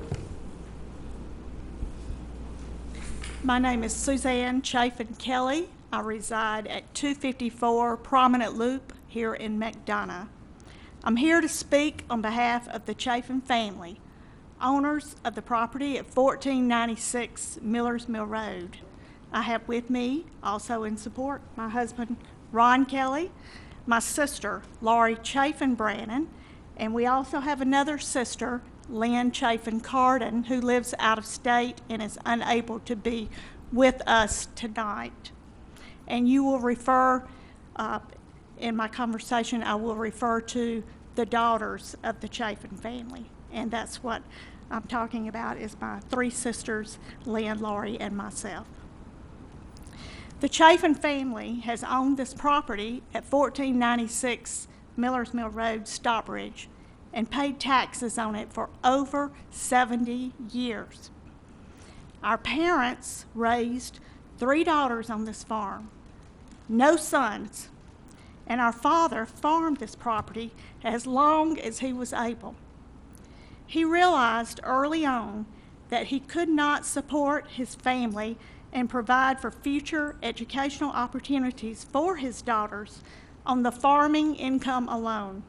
Therefore, he was also employed at the U.S. Penitentiary in Atlanta as a federal corrections officer and retired as a lieutenant while continuing his love of farming full-time. It was always our parents' desire to live out their lives on this farm property. Their instructions to us were to sell the property intact for future development upon their deaths, and they even declined purchase requests by adjoining property owners, as well as giving specific instructions as to where any future homes by family members could and could not be located. We are concerned over issues of possible liability due to a number of trespassing incidents that have occurred on the property, which include off-road vehicles, horseback riders, walkers, and fishing at the pond without our permission. We are here to show our support to the developer with the hope that new housing construction, in conjunction with the conservation green space, will provide homeowners with opportunities for enjoyment of this property just like we had growing up. While some members of the surrounding subdivisions have expressed opposition to the rezoning, there are others within the subdivisions that have approached our family, expressing views of acceptance and understanding. With the addition of the subdivisions around this property over the last 25-plus years, new bonds of friendship were formed with our parents and neighbors as they showed support for each other throughout the years. We would also like to mention the approval of the single and multi-use development project just 1 mile from our property, which set a precedent for the future of this district and its following of the long-range plans and goals set forth by this board. Enhancements to transportation infrastructure made with the addition of traffic lights at Highway 155 and Highway 138, the completion of East Lake Parkway, and the improvements to Springdale Road show commitment to addressing any traffic flow issues. The availability of sewer hookup, which was not an option with the surrounding subdivisions at the time they were built, but is now available, allows for smaller lot sizes, as evidenced by the latest housing trends in this area. We feel that the developer has made significant compromises in his plans for this single-family residential development. His plans to build craftsman-style homes will give alternative purchase options to young professionals and others who do not want large lots to maintain. The daughters, the 3 sisters, feel that the proposed plan of quality-built homes is an attractive one and complies with the future land use development plans for District 4, which this board has approved. We are respectfully requesting that the Henry County Planning and Zoning Board recommend approval of the developer's rezoning request tonight. Thank you. Thank you. We have 5 minutes left for anyone else wishing to speak in favor. My name is Laurie Chafin Brannon. I reside at 1430 Miller's Mill Road, Stockbridge. I live on the farm. We were the son-in-law and daughter who built on the farm to keep it intact as long as Mom and Daddy were alive. We built our house and moved in 1998, and our intentions are to stay in our home at 1430 Miller's Mill Road, Stockbridge. Thank you. Anyone else wishing to speak in favor? Okay. At this time, we'd like to allot 10 minutes for anyone wishing to speak in opposition.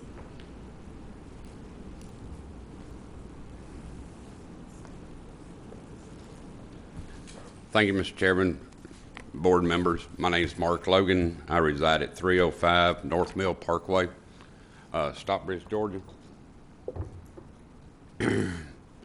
Well, we've been here since July. This is the 3rd meeting with 2 community meetings we've been through. We still don't have any renderings of a front entrance. We have everything we hear vague answers. We're feasible. We're possible. We're going to build something similar to this. July was 6 months ago when this board right here couldn't even get a second on a motion to pass it, even with stipulations. They couldn't get a second. You couldn't get a second on it. 6 months later, we still don't know what a front entrance is going to look like. Mr. Moore said, we're going to build a fence similar to something like this going down Miller's Mill Road. I would think this board would want to know exactly what that fence is going to look like. That's county aesthetics. Shouldn't we have something definite that you could approve, the commissioners could approve, us as homeowners in the adjacent area, that we don't know what we're going to get here. All we have is a land use plan with some lines on it. Okay. Everybody here that's in opposition, raise your hand. It's a pretty good crowd. I didn't see anybody in favor that were in the neighborhood. I feel for the Chafins. Their parents were super people. We always waved in and out. It hadn't even been proposed whether this is overhead or underground utilities. Do we even know if we're going to do overhead or underground utilities? Since this is going to be a R3, quarter acre lot size, we're still working with a 30-foot setback, front setback on homes, if I'm correct. You're gonna require a 5-foot sidewalk with a 2-foot grass strip. That's 7 feet off at 30 feet. That only leaves 23 feet to park cars. On a quarter acre lot, I know they've increased the lot widths now, but parking wise, the one thing we did get out of the developer at one of our community meetings is we asked, what size homes are these going to be? Is it going to be 3-bedroom, 4-bedroom, 5-bedroom? Here's what he told us. He said they're going to be 4, 5, and 6-bedroom homes. 70% were going to be 5-bedroom, with 15% being 4-bedroom and 15% being 6 bedrooms. He told that to us in the community meeting. I've done a little traffic count here for us. Okay, if we figure 2 parents in a home, or 2 in a, that's going to be 2 vehicles with 1 extra teenager in the house that's going to drive a vehicle. Here's our vehicle count.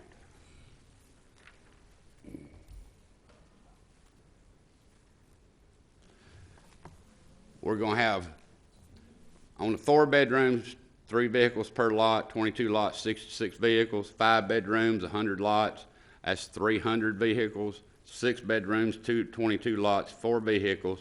Because I figure in a 6-bedroom, you're going to have two extra drivers in the home. That's 88 vehicles. That's 454 vehicles in this neighborhood. If you can only park 2 cars in a driveway, because you only got 23 feet to work with, that's 166 cars that are being parked in the streets. Now that's a fire hazard, because they're going to be on both sides of the street.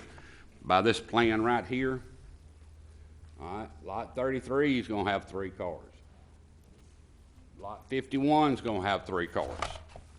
They're going to be parked in the street side by side. Are we going to require them to make the street wider so that the fire trucks can get down through there? You know, at our last meeting in July, we couldn't even get a second, even at the 2,800 square foot. That was proposed, I think, by Mr. Carmichael, if I remember correct. He couldn't even get a second on the 2,800. That's what the board's approved now.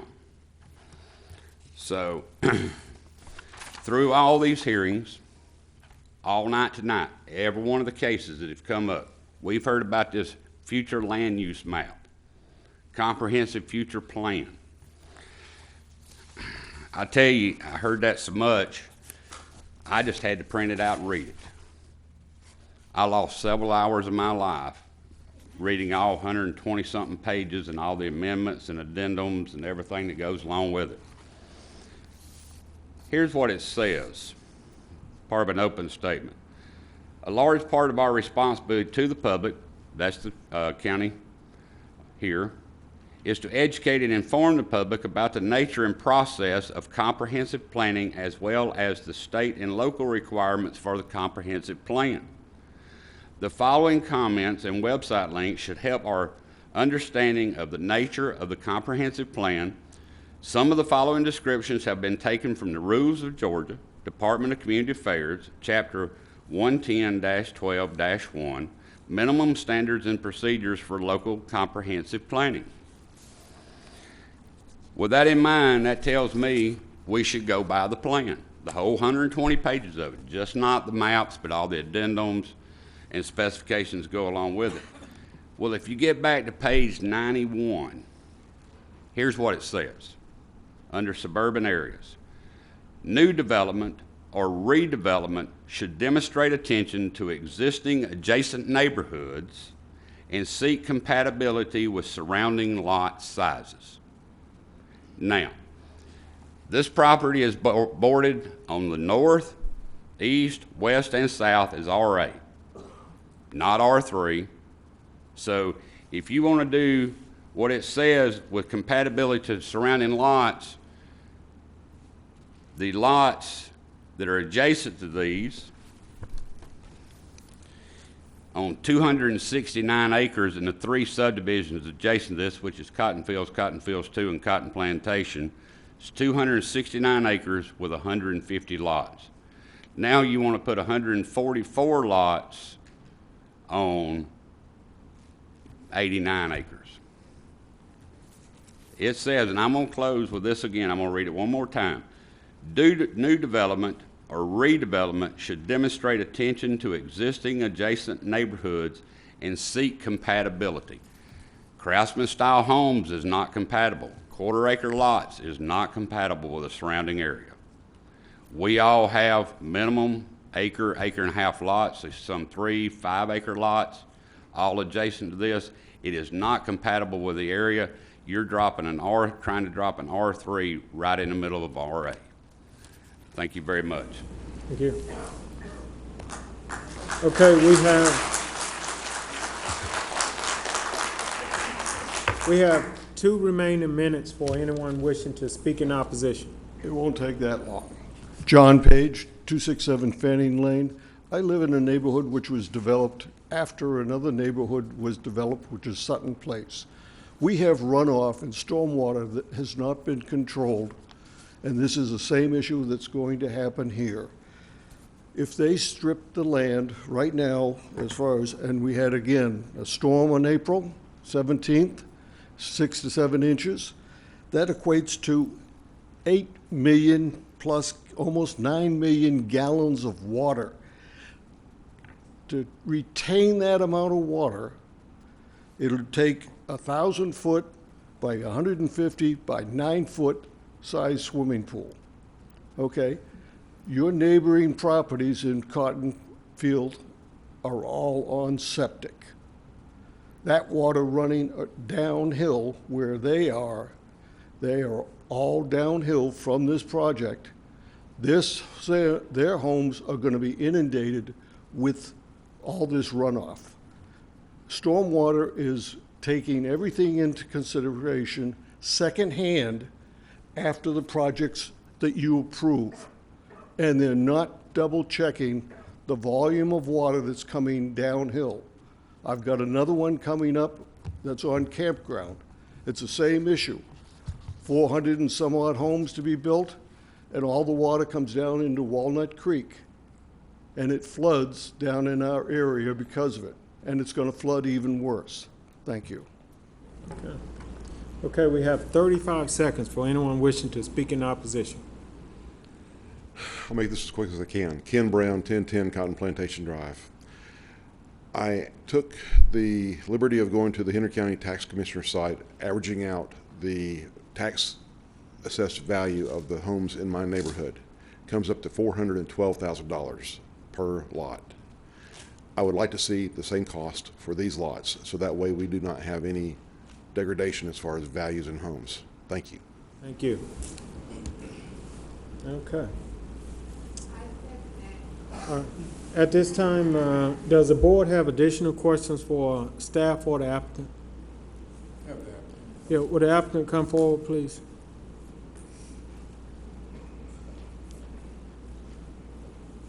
Mr. Carmichael? Steve, you heard the concerns of the neighbors in the area. Regarding the front entrance or entrances, how many entrances will there be? 2 entrances. 2. And the one picture that you showed, is that a rendition of the No, plan? that is a representative example. I've been doing this for a while, and we've never done architectural renderings and visual renderings of an entrance at a zoning stage. Usually it's handled through a condition that describes that it has to include a fence, that it has to include vegetation. Sometimes they even talk about how high the vegetation needs to be. It talks about if there needs to be a landscape berm, but it's handled through a condition, typically not an exhibit, at least not that I'm aware of. There may be some example out there that I'm not aware of, but usually it's handled in a written narrative that, that just describes the requirements of the developer to adequately screen that. Okay. In terms of the utilities, will they be overhead or underground? They're required to be underground. Overhead's not allowed in new subdivisions. I think so. Yeah, that's all I have. Any additional questions? Mr. Bishop? On this layout that you show on the screen, has there been a determination as to where a central a central mailbox There will probably be two. would be? There'll probably be two. There'll probably be one, I'll just point, that would be probably in this area here for this half of the community, and then one that would be in this, near this pavilion for the other half of the community. Also, has there been any examination or consideration of alternative zoning districts? Say, for example, R2S, R2 sewer, and what kind of yield you would get from that?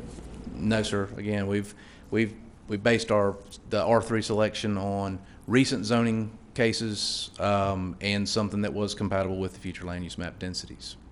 But we have not done an analysis to see what the yield would be on an R2.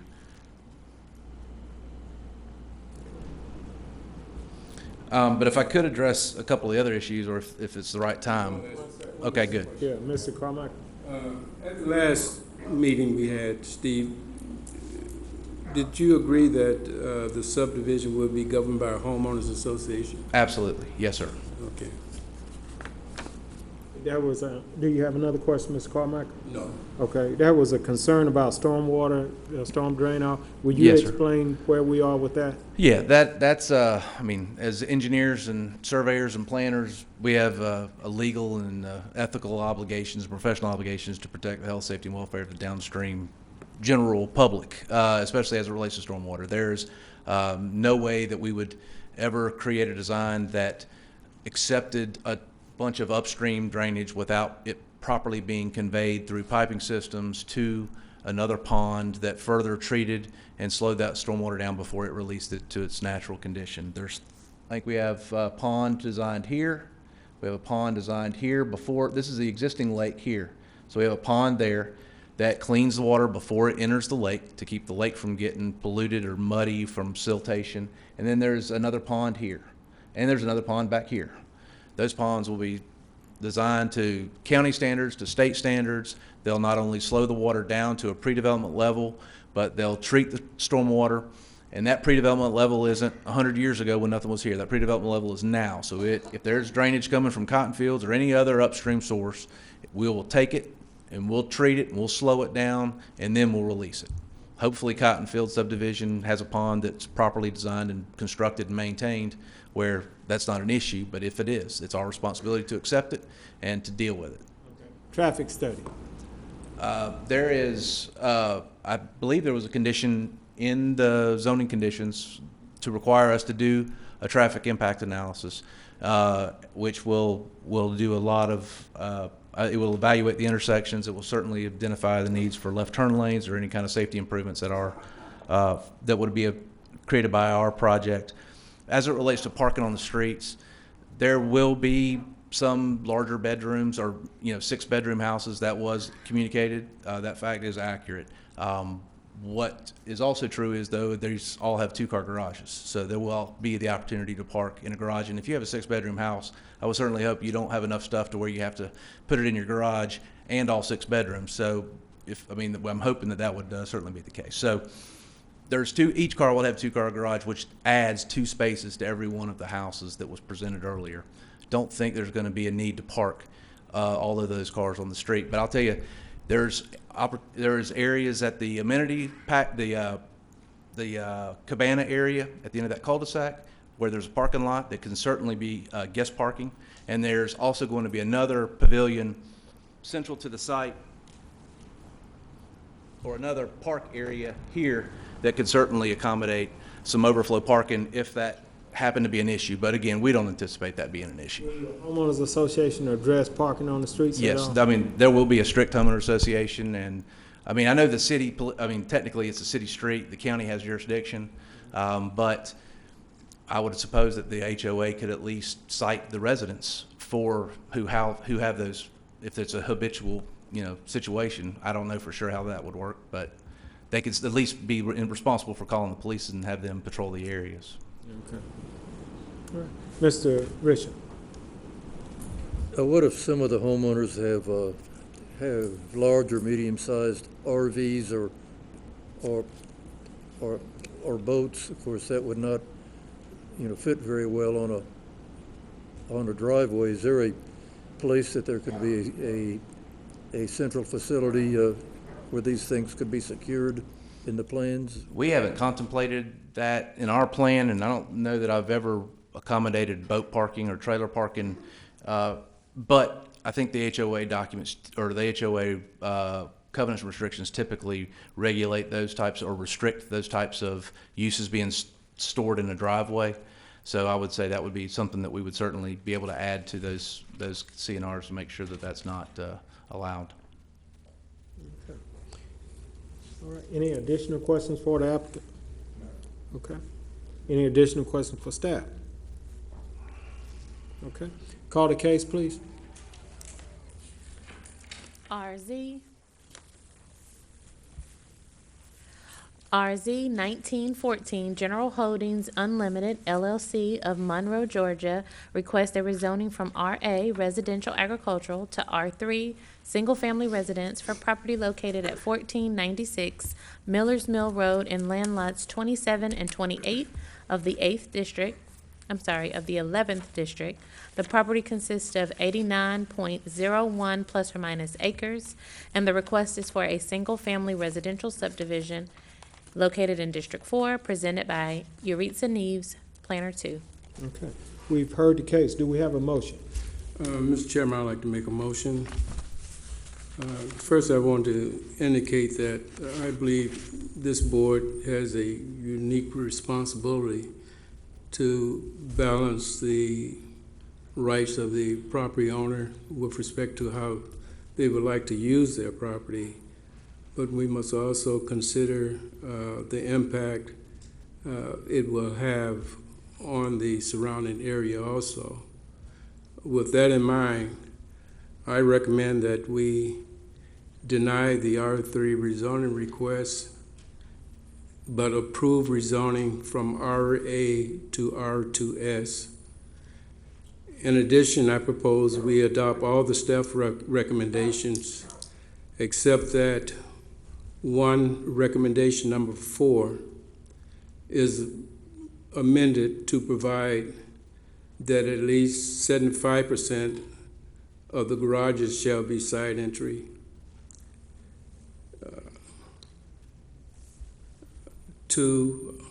Recommendation number 5 should be amended to read that all homes shall consist entirely of all sides brick, stone, or stucco, and the vinyl-based products are only permitted in the soffits, eaves, and fascias. Thirdly, recommendation number 8 should be changed to provide that the minimum lot width at the front setback shall be 115 feet. In addition, I propose we add to the recommendations and add a number 9, which would indicate that the 160-foot buffer along exterior streets shall include wrought iron fencing and brick columns. Also, there would be at least a 50-foot buffer on other sides of the property. And lastly, recommendation number 10, that the subdivision will be governed by a homeowners association. Okay. We have a motion. Do we have a second? I have a question, if I might ask. Is this intended that it would be developed as a conservation subdivision or as a conventional subdivision under the R2S? Well, I think it still can be developed as a conservation subdivision. The applicant will have to get with staff and determine what the yield will be in that regard. All right, we have a motion. Do we have a second? We have a second. All in favor?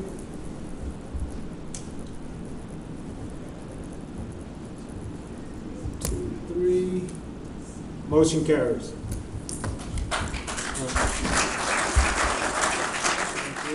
Call the next case, please.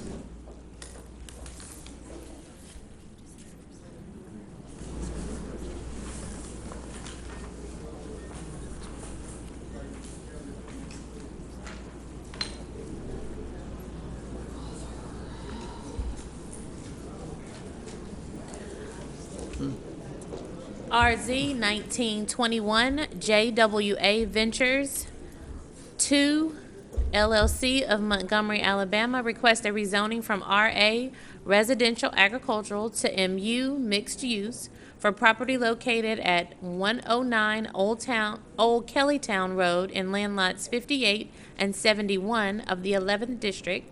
The property consists of 22.31 plus or minus acres, and the request is for a mixed-use development consisting of a grocery-anchored shopping center, ancillary shops, and outparcels.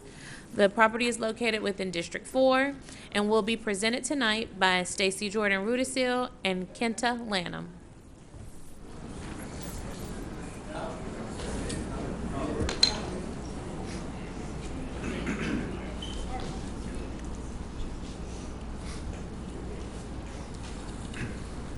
Good evening, Chair and Board members. Good evening. The rezoning request in front of you is for property located at 109 Old Kellytown Road, as highlighted on the aerial map in your exhibit books, as well as on the overhead projection. The property is at the southeast corner of Highway 155 North and Kellytown Road intersection. The property is currently zoned RA, Residential Agricultural, and your request is to change the zoning from RA to MU, Mixed Use. This case was heard on November 21st of last year, 2019, and was tabled by this board. The future land use designation of this property is rural residential and commercial. However, on that meeting, the last meeting, November 21st, 2019, the board recommended approval for the amendment to the future land use designation of this property to change the future land use designation from rural residential and commercial to mixed use. That comprehensive plan amendment has yet to go in front of the Board of Commissioners.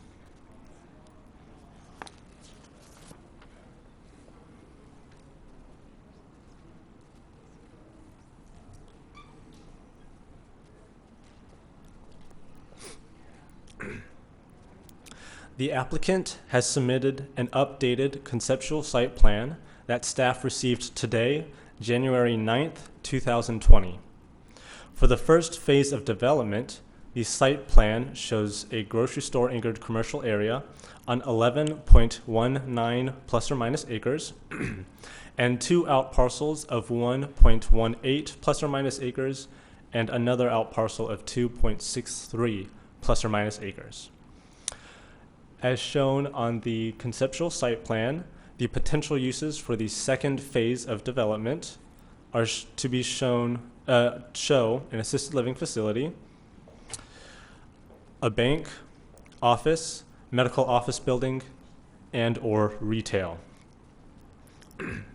The subject property is within Highway Corridor Overlay District and would therefore need to comply with those development standards. Likewise, the property would need to comply with the mixed-use development standards. Staff has evaluated the request and the characteristics of the property, including but not limited to the street classifications, zoning classification, and the future land use designations of this site and those surrounding. Staff recommends approval of the request with the conditions shown in your exhibit books.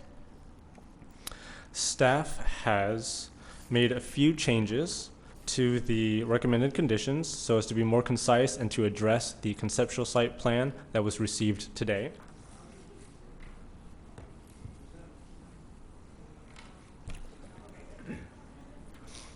Please note the changes to condition 1 and condition 9.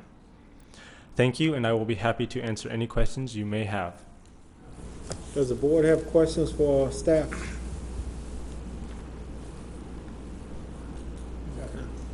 Yeah. What happened to, well, last time, there was a grocery store being proposed? Is that still in the plans?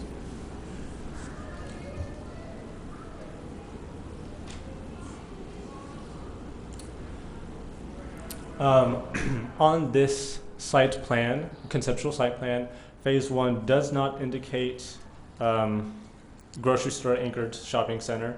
However, the applicant has also not stated otherwise, that the phase 1, the majority of phase 1 is to be a grocery store anchored shopping center. Okay. And Mr. Carmichael, just to elaborate on what Kenta has said, we were concerned since we recommended holding the applicant to this conceptual site plan that there may be a misunderstanding at the development phase that the only thing that could go would be grocery and retail shops. And so the applicant has elaborated for phase 1 the different types of uses that are proposed. And this is what we intended. So the grocery is there. It's just under that block that says phase 1 area, but it's part of the retail. And you can see through the shading that there are still retail shops, but we wanted to be more clear and concise about the potential uses that could go in a typical grocery store anchored shopping center. So it's still there. We just wanted to be more clear. Thank you. Any additional questions for staff? Okay, if not, are you representing the applicant? I'm not. Oh, okay. All right, we'd like to call the applicant forward, please.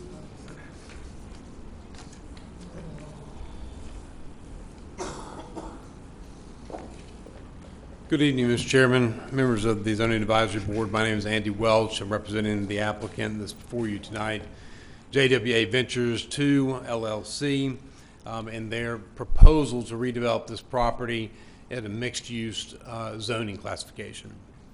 As you've heard from staff, this request is for the rezoning for mixed use, and that you are aware in November the body voted to amend the future land use map, or recommend an amendment to the future land use map for mixed use development on this 7-acre triangular piece of property at Kellytown Road and 155.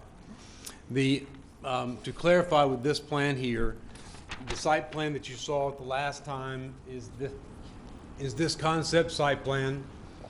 The grocer is still located here. It's the same site plan you have before you tonight. But because this body asked specifically to be more specific as to the area that we had as formerly Phase 2B, you'll remember, we went and put that together and compiled that in and identified those uses specifically on this new layout. The grocer is still here. The retail shops are still shown, and it's still intended by the applicant, just as you see on this map, on this layout. As it was in the previous layout you saw before. You'd also requested that we look at a few things and be more specific about those uses, and so we have done that in this layout here. But in addition to that, we wanted to be more express about the nature of uses that would be excluded. There was discussion, if you remember, about an assisted living facility on Phase 2 of this plan. And we have worked with staff and discussed staff, and we have staff's conditions built into what we have the applicant's proposed conditions, which I gave out before the meeting started to each of you. You should have them at your dais.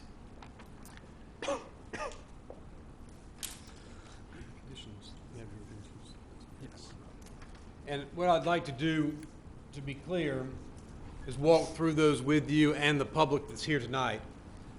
Number one, the condition number 1 that is printed for you here is the same as the condition number 1 the staff has on their form. Condition number 2 is the same as condition number 2 of the staff. You'll recall, though, that we added language about the ability to move access points consistent with GDOT and Henry County DOT standards, and then to be able to maybe relocate some of the road, that Phase 2 road that you saw on the plat, this one here, in different configurations, depending on how the assisted living facility may lay out on that particular Phase 2 site.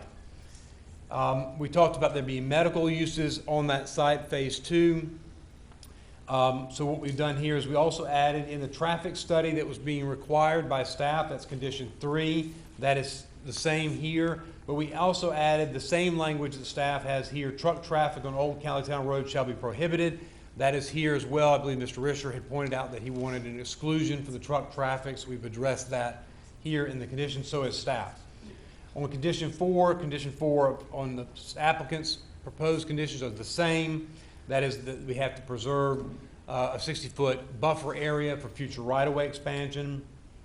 Condition 5 is where we have some difference between their condition here. I'm going to jump down so that condition 7 about disturbed areas cited is our condition 6, so that is also included. The conditions that are 6, 8, and 9 are included in condition 5, and I'm going to go over that. That deals with the use of the property.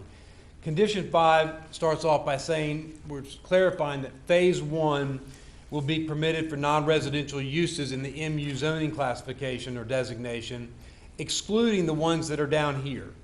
And you'll see that gas stations are excluded, small box discount stores, such as a Dollar General, are excluded. That is the exact language taken from condition 9 of the staff. Gas stations is condition 8 of the staff, which is excluded. Also, single-family residential, and talking with the commissioner for this district, and understanding that the lot size would be small, the 7 acres residual would be small, it doesn't make sense for single-family residential to be in that area. Also, apartments were expressly excluded. We talked about that at the last hearing. And then in addition, we had clarifying language that is here in item 5. It says, if an assisted living facility is to be developed, the facility shall not be used for any type of alcohol treatment nor drug or alcohol rehabilitation. This was also asked for by the board, included by the staff, and included in our list. The difference here is going to be in Phase 2. We have Phase 2 being allowed for the following permitted uses. And so we're listing the uses that it will be used for in Phase 2, which was the clarity that you wanted from the last meeting. That clarity we've added was expressly stating that assisted living facilities would be allowed. They cannot be the alcohol treatment, but they are allowed. And then office, medical, and retail. And then the staff had also included, if you recall, conservation or open space, and we added that into these conditions here, so that would be also permitted use on the residual Phase 2 of the property here. So if it were to be put into some kind of conservation or park facility, then that might be an option for it being used. We want to make sure, the staff wanted us to make sure that that was clear to you, clear to the public, that that still could be a permitted use, even though this layout says Phase 2 might have these potential uses here. So with that, I wanted to make sure that I explained to you the applicant's proposed request for conditions of zoning, and note all of the staff's, incorporation of all of the staff's conditions, and the clarity that we try to add to condition 5. With that, we think that the project is, we have now tailored it to the requests that you have made to us before. We think that it is a proper use, and it is consistent with the development of areas around this particular geographic area, consistent with the ample traffic, the ample lanes of road that is out in front of this particular piece of property on both on Kellytown Road and on 155. Keeping in mind that this is a triangular piece of property bordered all by roads, and it is open farmland for the most part, except for the old house there, the old Elliott house that's on the corner at the very bottom of this piece of property. Saying all that, we would ask that you would grant a favorable recommendation to the Board of Commissioners of a mixed use with the applicant's proposed conditions that you have before you. And one last thing I'd like to note is that if you look at the staff report, they have recommended approval for this rezoning. And looking at the staff report and just the application that was just before us, you're looking at almost 800 new homes that are proposed within a less than a 3-mile radius from this particular location. The market is definitely shifting towards more residential use in that area, with more people that will be coming into this area that already live there currently, but will be coming into the area by all the new subdivisions that that have been approved or in the works for being approved for this area, and they're listed in your in the staff report. This again just underscores the commercial need for this particular area, the drive in terms of the market, and the reason why this particular applicant from Montgomery, Alabama is interested in this property for that particular grocery store to be located here. With that, I'll take any questions that the board or the staff may want to ask of me. Okay. Does the board have questions for the applicant? Mr. Carmichael. Good evening, Mr. Welch. Good evening. As you may recall, during our last meeting on this matter, there was a lot of discussion regarding the sewer situation over there. Is it my understanding that all the proposed facilities that would be located in this area would be on sewer? They would have to be on sewer, yes. So that's requirements of your zoning, your land development code. So you would have to, and maybe in some cases, obtain easements from the surrounding neighbors? We are not, Mr. Carmichael. As we stated to you before, I'm representing just the developer from Montgomery, Alabama. The property owners, they have the obligation to go and secure the sewer to this site. There are different routes in which it can be taken, as I understand from the property owners, but that is not our obligation. Our obligation in this purchase of the land is to secure zoning for the property in order to afford the use of the property for the grocer. So that's what we're coming here for you tonight, and that's the request, is a rezoning request for this property for that use. Mr. Richard.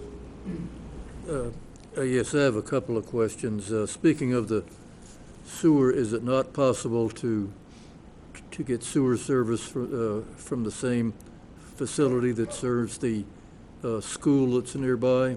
And then secondly, I got an email from a citizen that and since you did mention open space and conservation as a part of this triangle-shaped property, but there was some concern, I guess, about the old Elliott house that's on the property, the white house. Is there going to be any effort to preserve that and perhaps turn it into something else where it could be used? No, sir. I'll be very straightforward with you. I'm aware of no plans to preserve the house. My wife and I, when I was born here, raised here in McDonough, and when I moved and went to Vermont Law School, and then we lived in upstate New York while my wife finished school. When we decided to move back here to my hometown, we actually looked at that particular house, and we went to visit it. I talked to Mr. Kibby Elliott at the house, visited it, walked the property, was interested in purchasing it myself. But upon inspection of the house, it was severely damaged by termites and in a poor state of repair and not salvageable. And I'm saying this to you because my wife has a degree from Cornell University in historic preservation. So I don't think we're coming to this from an uneducated perspective. So no, I don't believe there'll be any intention to preserve that structure. Okay, what about the sewer issue? The sewer, yes. I'm not an engineer. I have to ask Steve, he's already left. But I'm not an engineer, and I have no knowledge of how the sewer would be best routed in order to service this. I'm aware that there is sewer at the school site, so that may be a potential opportunity in terms of routing. There may be other routes as well. But again, that's for Mr. Elliott to determine. Well, I think that ought to be looked at, by the Water Authority. And of course, it may require a lift station, perhaps, but it might be better than, than having to condemn, a property, that would make it come from another direction. We'll pass that recommendation on, or that suggestion on to Mr. Kibbe Elliott. Okay, any additional questions for the applicant? Okay, if not, we'd like to allot 10 minutes for any, Mr. Carmichael? I have a question for the staff. Okay. In your recommendation number 8, you indicate that the gas stations shall be prohibited. However, in recommendation number 9, it appears that you will allow gas stations if they are attached to a convenience store. So I think we should look at modifying condition number 9 and delete that reference to co-located gas stations. And with this, the changes in the staff recommendation shown here, that change was made, and that is the very last line. Yeah, I see. Okay, thank you. Mr.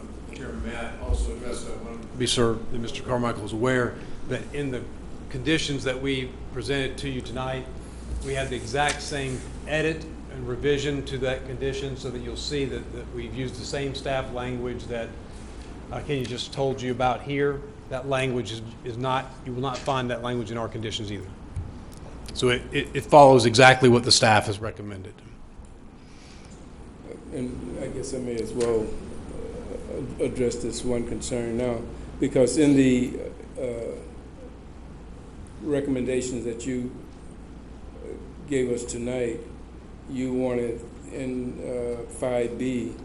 Yes. You wanted permitted uses within the MU zoning designation, and I'm sure at least I have a problem with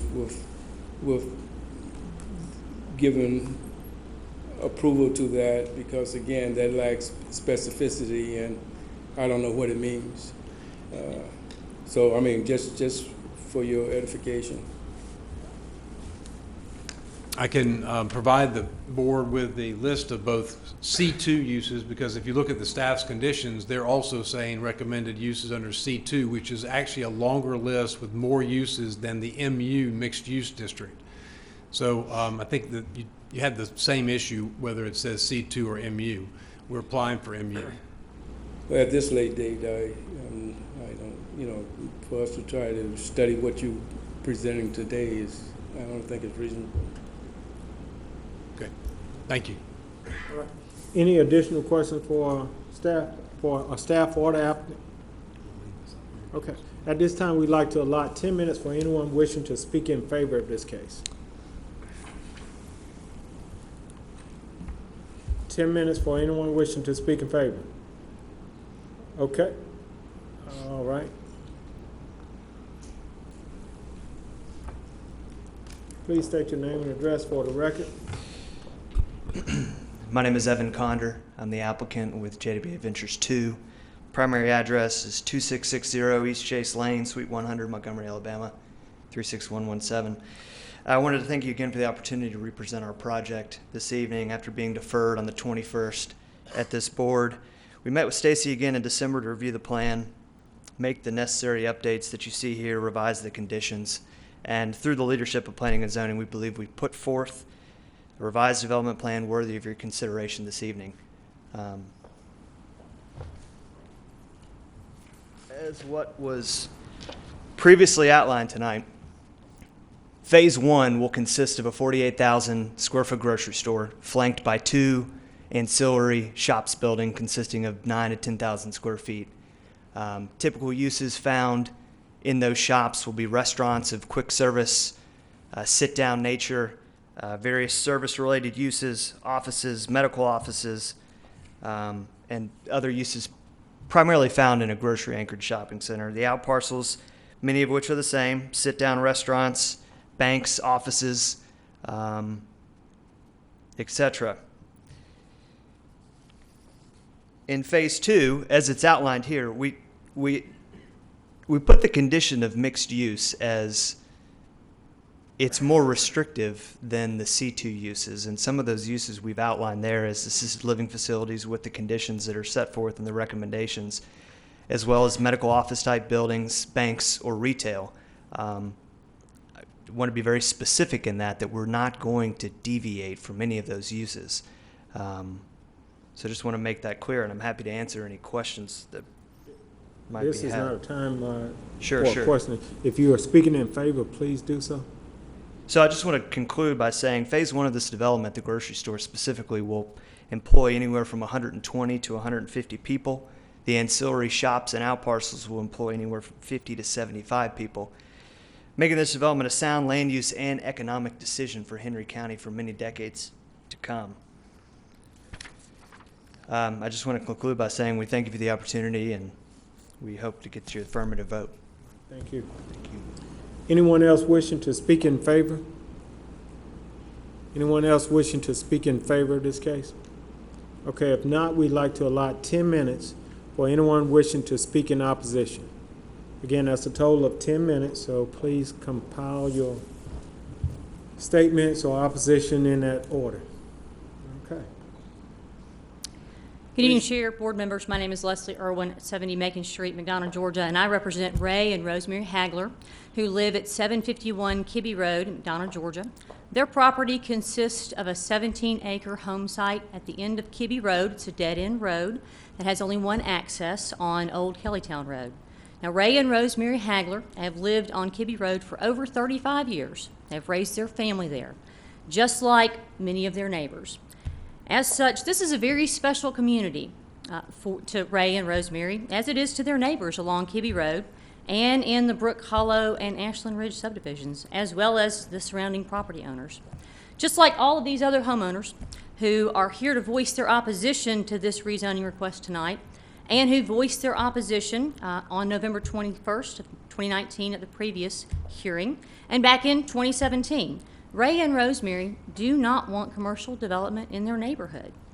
Just like their neighbors, Ray and Rosemary also have concerns about the commercial development impacts to increase traffic, including the impact of large tractor-trailer trucks, increased noise, increased crime, safety concerns, increased impervious surface that comes along with development that leads to increased runoff, flooding into creeks and streams that run through their property and their neighbors' properties, and other environmental impacts.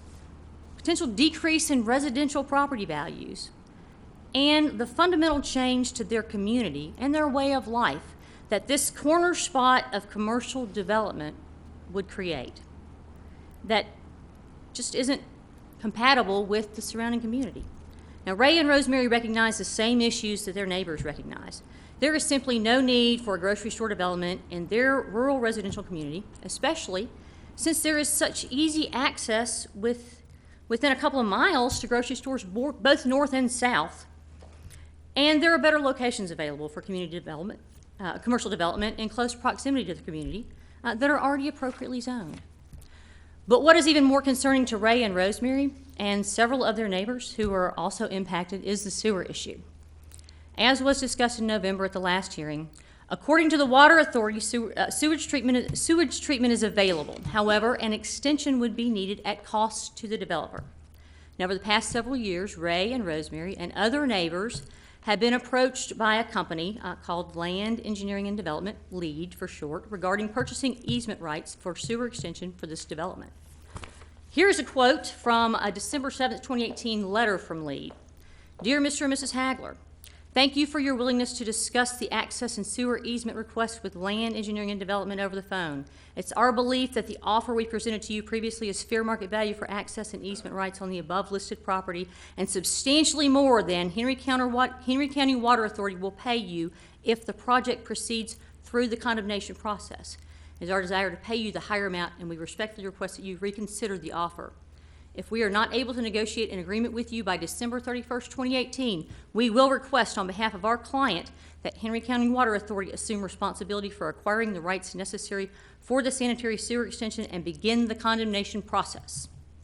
Here's a quote from an October 29th, 2019 letter that Ray and Rosemary received. As previously discussed with you, LEED has been working on a sanitary sewer extension, and the route passes through the above listed property, their property. The design has now been finalized and approved by Henry County Water Authority, and LEED needs to obtain an easement from you to complete the sanitary sewer extension. Just this past Friday, Ray was contacted by an appraiser to appraise the property for easement purposes. Now, Ray and Rosemary are not going to sell their property for sanitary sewer easement for this or any other development. And they tell me that their neighbors feel the same way. Now, in this case, my understanding is that the owner's responsible for obtaining easement rights and not the applicant. But regardless of who is responsible for obtaining easement rights, sewer has to be on site for development to move forward.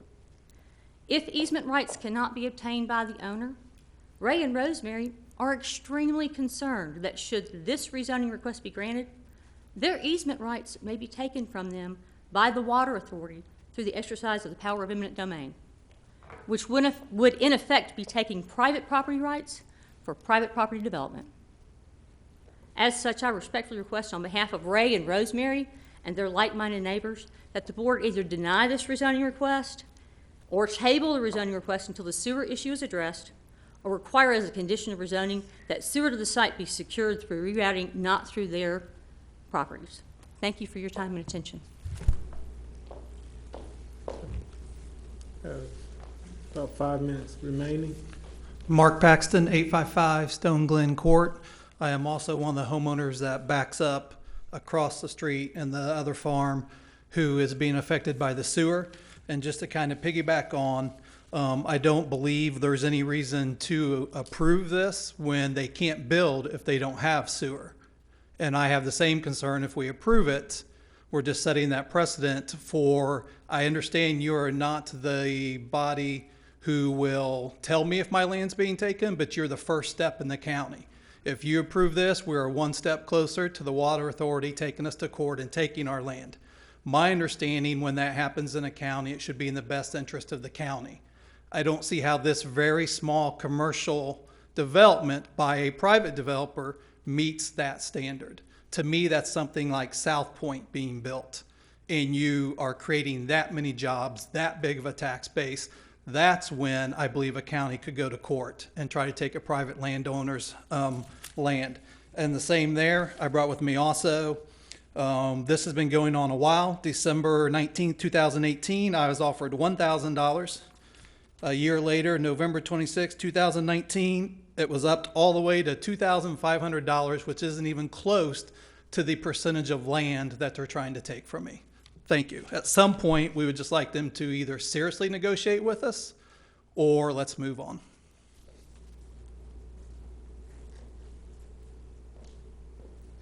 My name is Bethany Senior, and I'm at 870 Stone Glen Court. I would just like to say that I think it would be accurate to say that if you increase the population, you increase the crime rate. My husband and I chose this area. My husband's active duty Marine Corps. We chose this area to live in. I unfortunately haven't had the opportunity to live as long in this community as most of my neighbors there. I live in Brook Hollow, but we were approached by LEED and several of my neighbors as well. Basically, they wanted to survey the land, let us know how much they're going to take. On my property in particular, there was a 40-foot easement, also a 20-foot easement. I have 2.5 acres. I'm also an active doula, so I have childbirth classes at my home, and I have a scenic backyard. They don't want to see construction workers or whatever that is they intend to put on my backyard. I have children to raise, and when you are talking about right on the corner, right here, and over, I don't know how many people, whatever he just said, over how many jobs, but it sounded like over 300 to me. I have children to raise, and we walk in this community. As a matter of fact, he's speaking about a grocery store. My car hasn't been working. My neighbor here just kind of checked on my car here earlier. My car hasn't been working. I walk to the grocery store. I'm not a jogger. I don't do 5Ks every year. I go walk to the grocery store and I come home. So, I mean, we don't need a grocery store. We don't need more people. We just want to be left alone. We want to be left to a rural community. My husband and I had many mixed communities to choose from, mixed businesses, commercials to choose from, close to those. We chose to live here off in this area, Kellytown Road, because we were attracted to the rural, and I think that's for the betterment of, I think it's safe to say that's for the betterment of the community to be the way that it is. Thank you. Thank you. We have 1 minute, 45 seconds. Good evening, Mr. Chairman, members of the board. I'm Kylie Harrod. I live at 676 Kibbe Road. In November, I stood before you in opposition to this rezoning request. Tonight, I want to begin by reiterating the following. 2 years ago, the applicant stated that the community voiced strong concern with a gas station due to the close proximity of the school, and since we do not have our end user, we thought we should wait until we have an end user. Well, now we have a list of speculations up here. Nothing concrete, but there is one trend. None of the developments that are proposed for the property complement the surrounding area. Each is a proposal for commercial development, a proposal that will deteriorate the quality of life for the existing community members who have chosen to form their lives here. And moreover, it will also replace the natural landscape with impervious surfaces, thus accelerating runoff and flooding our nearby streams. But our concerns don't end there. What you see up here is not mixed use. Mixed use would involve a range of complementary land uses, including commercial development, which we do see here, but also community and recreational facilities in parks and open space. Originally, the applicant had a plan to have residential on phase 2, but now we're seeing that's going to be either assisted living, medical office building, bank, retail, and I just don't think that this proposal, filling all of this land up with commercial use, is in the best interest of the community, and it certainly does not complement the rural character that we have grown to love, and that's why we came here. Thank you. Okay, thank you. This concludes our time for opposition, but thank you very much. At this time, ma'am, we don't have any additional time for opposition. And I think the board fully understands that what's going on out there and what's happening. And at this time, we'd like to ask the board to address any questions that you may have for the applicant or staff. Does the board have additional questions for the applicant or staff? Okay. All right, thank you. Call the case, please. RZ 1921, JWA Ventures 2 of Montgomery, Alabama, requests a rezoning from RA Residential Agricultural to MU Mixed Use for property located at 109 Old Kellytown Road and land lots 58 and 71 of the 11th District. The property consists of 22.31 plus or minus acres, and the request is for a mixed-use development consisting of a grocery-anchored shopping center, ancillary shops, and outparcels. This is in District 4, and the report was presented by Stacy Jordan-Rudisill, Chief Planner, and Kenta Lanham, Planner 1. Okay, we've heard the case. Do we have a motion? Mr. Chairman, I'd like to make a motion on case RZ 1921. I propose that we adopt staff recommendation to approve this rezoning request.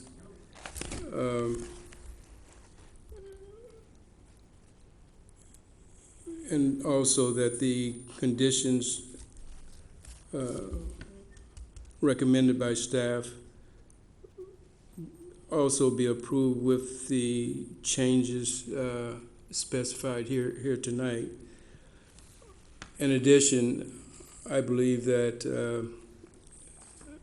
under recommendation number 1, in order to make that more clear, we should modify the last sentence, which reads phase 2A may be developed as commercial, and indicate that it may be developed as commercial within the limitations set forth in the below recommendations. Okay. All right, have a motion. Do I have a second? A second. Okay, any discussion? All in favor? 1, 2, 3. Motion carries. All right, thank you. Call the next case, please. RZ 19. Hey, sir. You're gonna steal my property to run a private man's sewer system. It ain't gonna happen. This is a sham.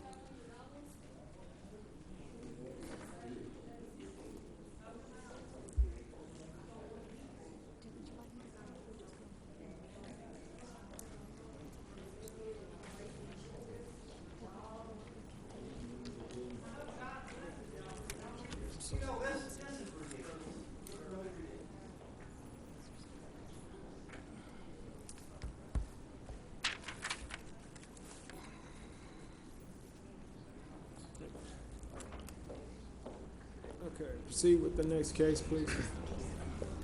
RZ 1925, KCG Development LLC of Indianapolis, Indiana, requests a rezoning from RA Residential Agricultural to MU Mixed Use for properties located at 4039 West Village Parkway and 41 Bowden Road in Land Lot 186 of the 12th District. The properties consist of 10.28 plus or minus acres, and the request is for multifamily housing in District 5.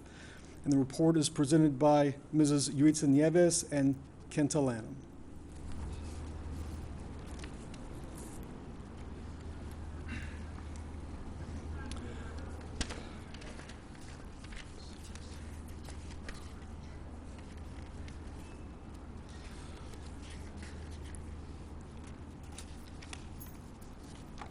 Sorry about that. Excuse me.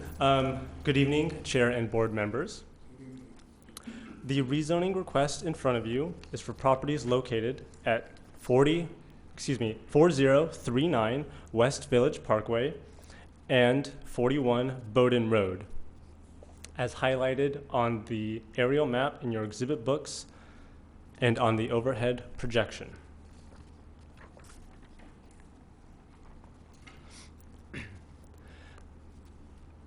This map document on the overhead projection shows the future land use designations for this property and those around it. The property is currently zoned RA, Residential Agricultural, with the request to change the current zoning designation of RA to MU Mixed Use for the purpose of developing a multifamily residential development with 154 dwelling units. The subject properties are designated as mixed use, as shown by the future land use map, as well as on the overhead projection, and allows for up to 16 dwelling units per acre net.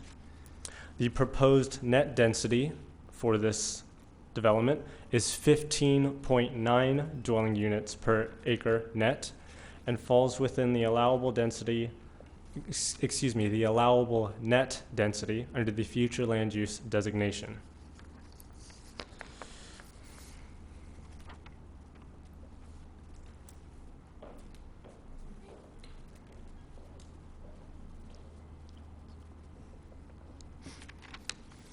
This is the submitted conceptual site plan that is shown in your exhibit books, as well as the overhead projection screen.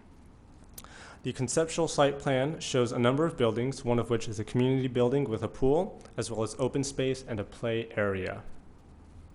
The utilization of the property for an apartment complex would increase the market demand for goods and services, which may have a positive impact on the commercially zoned properties in the area. The subject property is within the Highway Corridor Overlay District and would therefore need to comply with the development standards. Likewise, the property would need to comply with the mixed-use development standards. The property has frontage on West Village Parkway, a road that is on the current Henry County SPLOST project for the widening of West Village. The widening of West Village will include a raised medium, or at least it is planned to include a raised medium, limiting West Village Parkway access to the site to a right-in, right-out driveway upon completion. The owner developer should preserve right-of-way and easements needed per the current SPLOST design plans. Staff has evaluated the request and the characteristics of the property, including, but are not limited to, the availability of sewer, the zoning classification, and future land use designations of this site and those surrounding. Staff recommends approval of the rezoning request. Those conditions will be shown on the overhead projection. No, that's not it.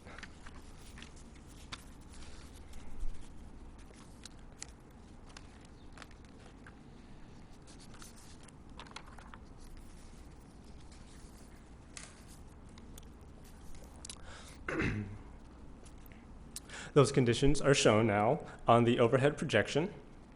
Please note staff has added one additional condition, which reads, "The uses of the property shall be restricted to those permitted under the RM multifamily residential and C1 neighborhood commercial zoning district."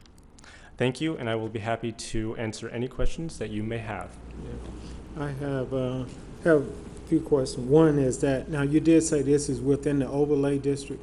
That is correct. Okay, and the applicant is aware that they would meet the requirements for the overlay, correct?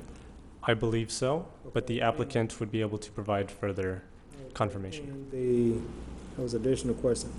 You mentioned sewage. That is correct. Okay. And is that part of one of the recommendations, one of the conditions? Could you repeat that? Is that part of one of your conditions here in the recommendation? A condition for sewage to be made available to the subject property is not required, as it will be required by the Water Authority. Just wanted to clarify that. All right, thank you. I don't have anything else right now. Any other questions for staff? Mr. Risher? Yes, now this is a mixed-use zoning, but I only see one use, and that's for the apartments. Should there not be some other uses on this property? Mr. Brisher, our code is unique in that it allows for a single use within the mixed-use zoning district. And so it is supported by the code for this to be an apartment complex single use within the mixed-use zoning district. The applicant is requesting the mixed-use zoning district because it's supported by our land use, our future land use designation of mixed use. There are supplemental standards that are required for a mixed-use development that would not be required for a property that would be zoned RM. And so they would actually be held to a higher standard under mixed use. So staff, for these reasons, has no objection to the applicant requesting a mixed-use zoning district. Staff has attempted to encourage the applicant to develop with a mixture of uses with our additional condition, limiting the uses on the subject property to both RM and C1 uses. But if they choose not to take advantage of that, it's supported by the code for this to be developed just as an apartment complex within the mixed-use zoning district. Did that answer your question, Mr. Risher? For the most part? Any other questions for staff? No. Okay. Any other questions for staff?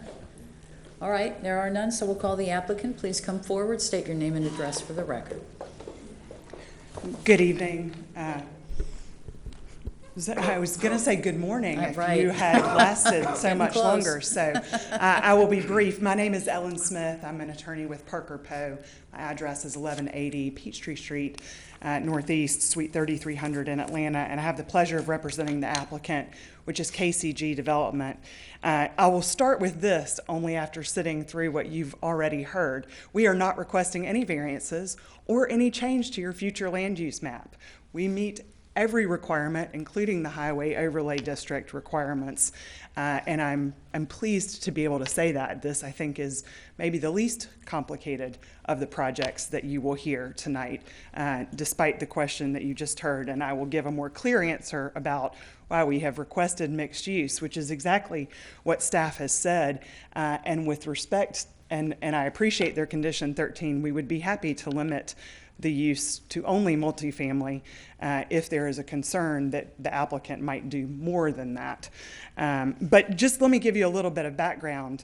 The applicant's sole business purpose is to build vibrant communities offering an enhanced quality of life and a proud place to call home.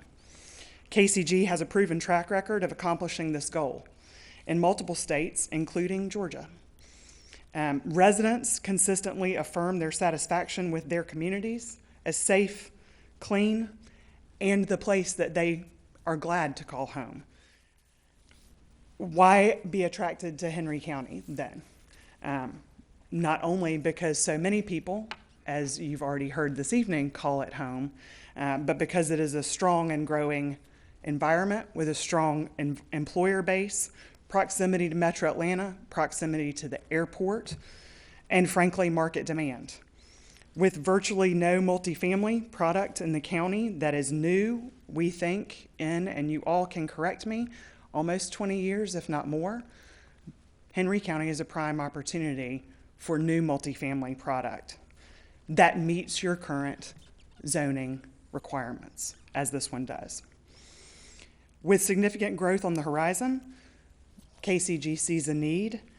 And why this property?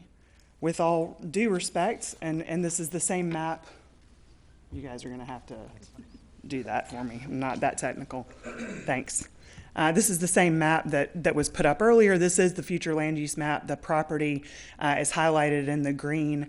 I will note that it does not include the corner parcel. So it is, frankly, an awkwardly shaped property, but it would have right in, right out access off of West Village and also full access off of Bowdoin. But why this property? It's a little more than 10 acres. It allows for access between I-75 and Ellenwood with the current SPLOST project along West Village Parkway that has already been approved and is in process. This property has already, the property owners have already given right-of-way for that SPLOST project. So the site plan that was filed with the application already takes into account the road widening, already takes into account the right-of-way that is needed for the sidewalk and the streetscape to comply with the highway overlay district. And frankly, this property is, as all of the properties on the north side of this road, appropriate for a higher density. The county has approved, and in your packet of materials in the staff's report, there were several different projects as you go west along West Panola, or as it changes road names, West Village, that have been approved recently with higher density, including, I think most recently, a senior living facility that is just several parcels down. And so we seek to rezone to MU. As Kenta described, we're proposing 154 units. That's a breakdown of 36 one-bedroom, 76 two-bedroom, and 42 three-bedroom homes. We meet the net density requirements. We also are under the gross density requirements that the county's Unified Land Development Code sets. And we meet all parking requirements. No variance for parking, plenty of parking both in amenity areas and for all of the residents that are proposed. I already stated we meet everything with respect to the ULDC requirements without any variance. From an aesthetic perspective, that includes exterior components in compliance with the Highway Overlay District requirements, a mix of brick, hard coat stucco, and stacked stone.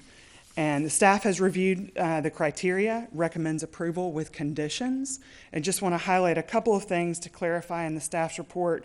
The project does meet all setback requirements. They are shown on the concept plan, although it's a little hard to see. The front setback's 30 feet, side 10. Front 20, side 10, and rear 30. And we are proud of this product. We have another product that has been constructed in Winder. Invite you to come and check it out. Talk to those residents. They are thrilled with it. Happy to answer any questions, and also just wanted to let you know the number of conditions that have been proposed. 1 through 12, 13 was one that I just saw as I was walking up. As I said, happy for that condition to be applicable as well, but happy also if you're concerned about a multitude of uses with the MU zoning to limit it to just multifamily. But do want to clarify a couple of things. For example, condition number 9 proposes that there be a canopy over the entry to any principal structure. I think that maybe came from the assisted living or senior living facility that's down the way. I think that's a little odd to have on an apartment building, but maybe I'm misreading it and not understanding it. We're happy to put a canopy, but I'm not sure that it's the right aesthetic necessarily. I also don't think you'll see any of these buildings really from the street, so I'm not sure that that's necessary, but we're happy to do them or to answer any questions about that. And the other one that I think is maybe a little atypical and not warranted for this location is that the property be a gated community.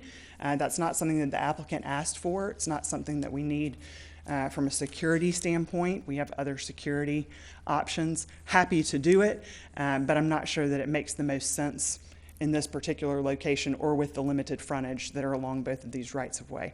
I'm happy to answer any questions. I am joined here with Carla Burke from KCG Development, and either one of us could answer any questions you may have. Thank you for your time. Questions for the applicant? Yes, I have a couple questions.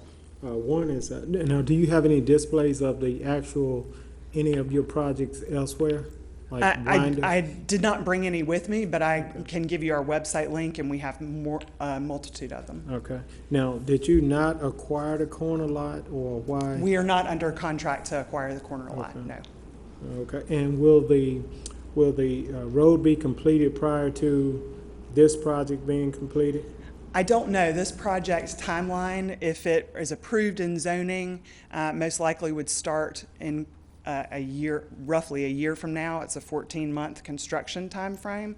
So I'm not sure what the SPLOST project road widening timeline is to this, but either way, I think there's clearly, at least along West Village Parkway, and you all may know better the timeline for that road widening. The right-of-way was acquired last year. What's the income target range? I'm sorry, what? The income target range. What's the price of these apartments? What would it cost? The range as we stand here today, obviously it can fluctuate, right? Because if it's not coming out of the ground or being rented for approximately 2 years from now, could change. But we're looking at a range of rent between $800 and $1,200 per month, depending on the size of the unit. Okay, and you're building what size unit? 2 bedrooms? There's a mix of 1, 2, and 3 bedrooms. Okay, 1, 2, and 3. Yes, okay. sir. All right.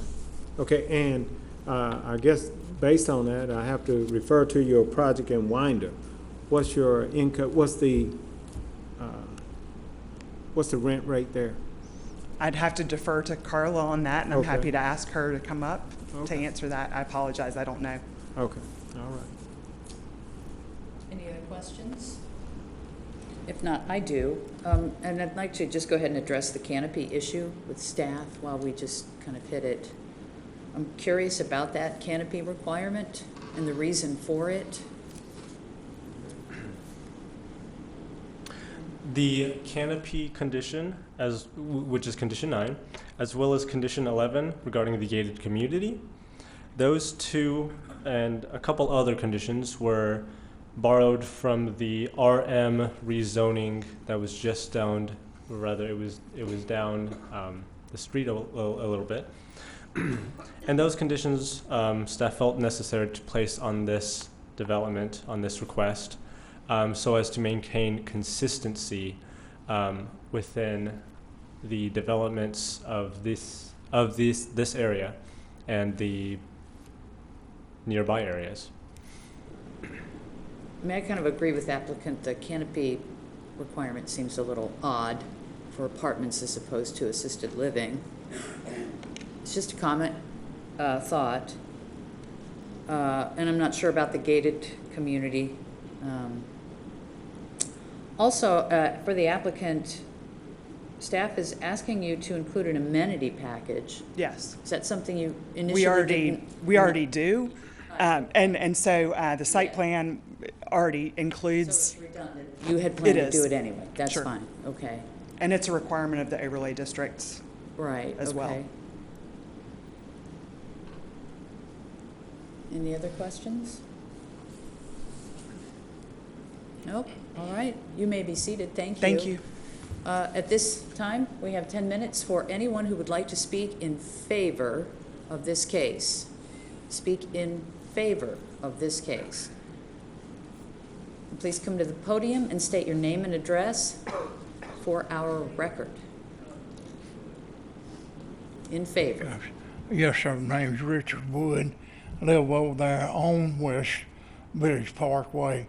And where they wanting to put these at, there's no way in the world that road would take 300 more cars. Sir, Are you They won't speaking take in, 'em. sir, excuse, And sir, then sir. you got to remember, Sir, excuse me. our school Sir, is sir, already overloaded in that county, all 5 of them are.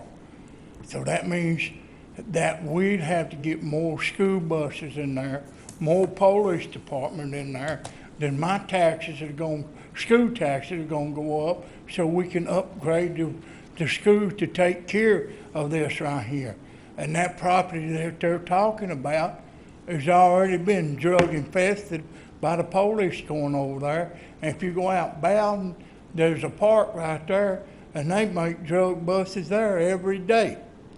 They make them every day on there. So we're not really ready for that. Then my property's gonna drop down when you put them apartments in there. It's gonna be just like moving in beside a trailer park. Thank you. thank you. I'll take whatever time was off the time for opposition. Anyone who would like to speak in favor of this case? If not, then we'll now take 10 minutes for those who would like to speak in opposition to this case. Name and address for the record, thank you. My name is Paul Siebold. I live at 53 Bowden Road, Ellenwood, Georgia. My wife and I have lived at this property for over 36 years. And this little map right here where the green goes all the way up to Bowden Road, that property right above it is our property.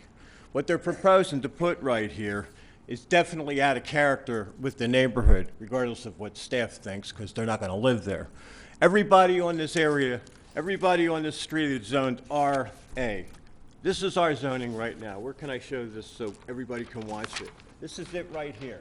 I don't care about the future use. I'm going to be dead in the future. I'm 66 years old. We all live here. We love this community. We came here for the wide open spaces. We didn't come here to be pushed in like everybody else. The only zoning in this area that's different is that off-colored white piece of property, which is R1, and down here, which is a subdivision. You want to drastically change the character of the neighborhood to put this crap in here. This is unbelievable. I can't believe it. I haven't slept in days. This right here is my property. Let's put it this way, okay? This is Bowden Road. This is my house right back here. This is the house that's next door. The reason why I show you that, I'm going to show you something a little bit more here. This is another view right here. This is my house, and this is the house next door. From the corner of my house to the property line is 19 feet. From the pin to the front of my house is 97 feet, and 50 more feet to the back. Again, this is my whole property. What you want to do right here, this wonderful development that you want to put in to ruin my life and... I'm going to ask you to calm down. Okay. It's okay. not necessary to I'm- be I'm so aggressive. sorry, I'm just really upset. You can make your point without being aggressive towards staff or the Okay. board. Okay. And if you continue, Okay. I will ask security to have you removed from the meeting. I got you. Okay? Now listen, this right here where our house is, you see our house and you see the house next door? This is what they're proposing right here. This is where the entrance is going to be. This is not to scale, so I can't really tell. But you see where the entrance is right here. It comes right here. All this right here is next to my property. This is our bedroom windows right here. You're going to have 3-story buildings. There are no 3-story buildings in this part of the county. 3-story buildings. Our property is basically ruined. Our property value will go down. If we ever tried to sell this in the future, we're not going to be able to get the kind of money we would be able to get today out of this thing. There's no sewage here. They didn't mention that. The sewage has to go all the way up to West Village Parkway up near the medical center. I called Henry County Water and Sewage. That's what they told me. Okay? You're going to put 154 units. That's going to be at least 154 more vehicles. I called Splot. I didn't get an answer as to when they're going to widen the road or do anything. And of course, my major concern definitely is how it's going to come right next to my house. Their entrance is going to come up right next to my bedroom window, 24 hours a day, 7 days a week, 365 days a year.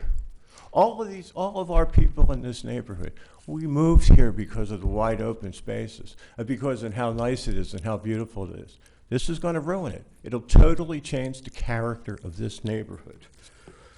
We don't need it here. And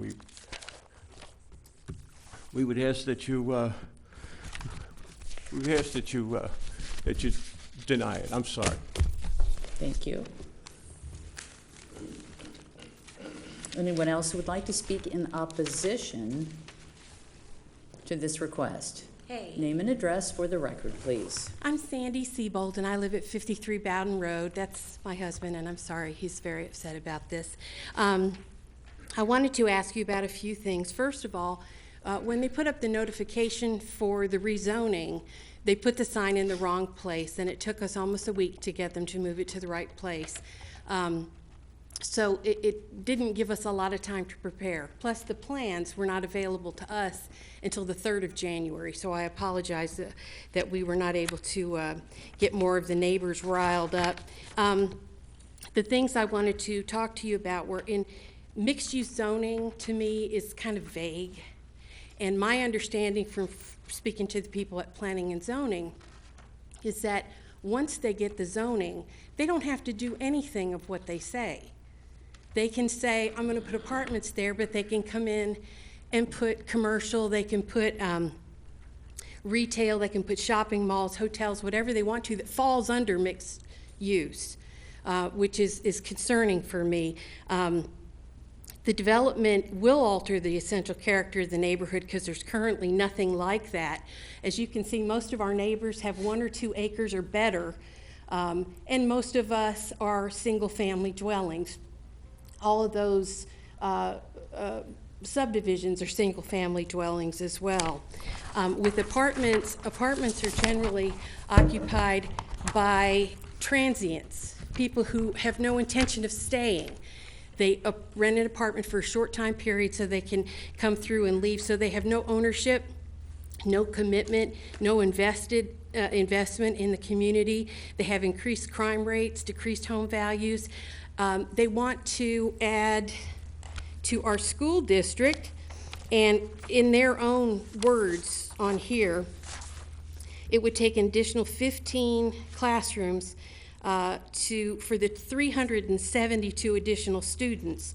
Temporarily, that would be $375,000 cost to the taxpayers. Permanently, it would be $4,500,000 for us to take care of these 372 students in this one 10-acre development. That really doesn't seem very fair to me. I'm concerned about the site distance because the road is very windy, it drops down, and I haven't seen any kind of study on that yet. Apartment living is always noisy. There's not enough parking spaces ever. There's tremendous amounts of garbage and always trash through the complex. Repairs usually take a very long time, and there's major theft problems. 34% of people who live in apartments have moved within the last year. And these transient communities inherently bring higher crime rates. Generally, the income of these people is below $20,000, and that in and of itself brings more crime. According to the U.S. Department of Housing and Urban Development, residential instability, that is more frequent moves among the neighborhood's residents, appears to be directly related to an increase in violent crimes. And I'm so sorry that we've used up all this time, but this is really going to be an issue for us being so close to this with the driveway going right by our house. So thank you so much. Thank you. Thank you for being mindful of the time.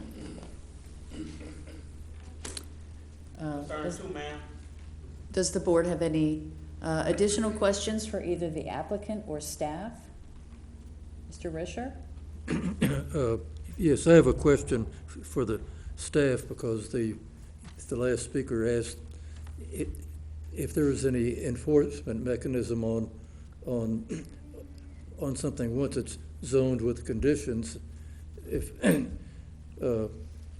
I'm correct, I think that after the commissioners after they approve a rezoning with conditions, that there is a development agreement that is drawn up for both the applicant and the county, to sign. Is that correct? Mr. Risher, I can tell you that has happened in the past, but I don't recall that it's ever happened automatically, and so that is not typical for development. And if it is not conditioned, a development agreement is not likely to be generated. Okay, thanks. Yes, sir. With that said, I'd like to have a question for the applicant, please. Okay. Now, is it the full intent to build apartments here? Yes, and my understanding of the way conditions work generally, and I certainly welcome staff's input, is if there is a condition that limits the project to the site plan and to multifamily, both of which we're happy to do, then that's it. There is no other use unless the applicant or the property owner comes back in and seeks another rezoning change. Any other questions? I have a question Yes. of the staff. Could you put your revised recommendation list back up there again?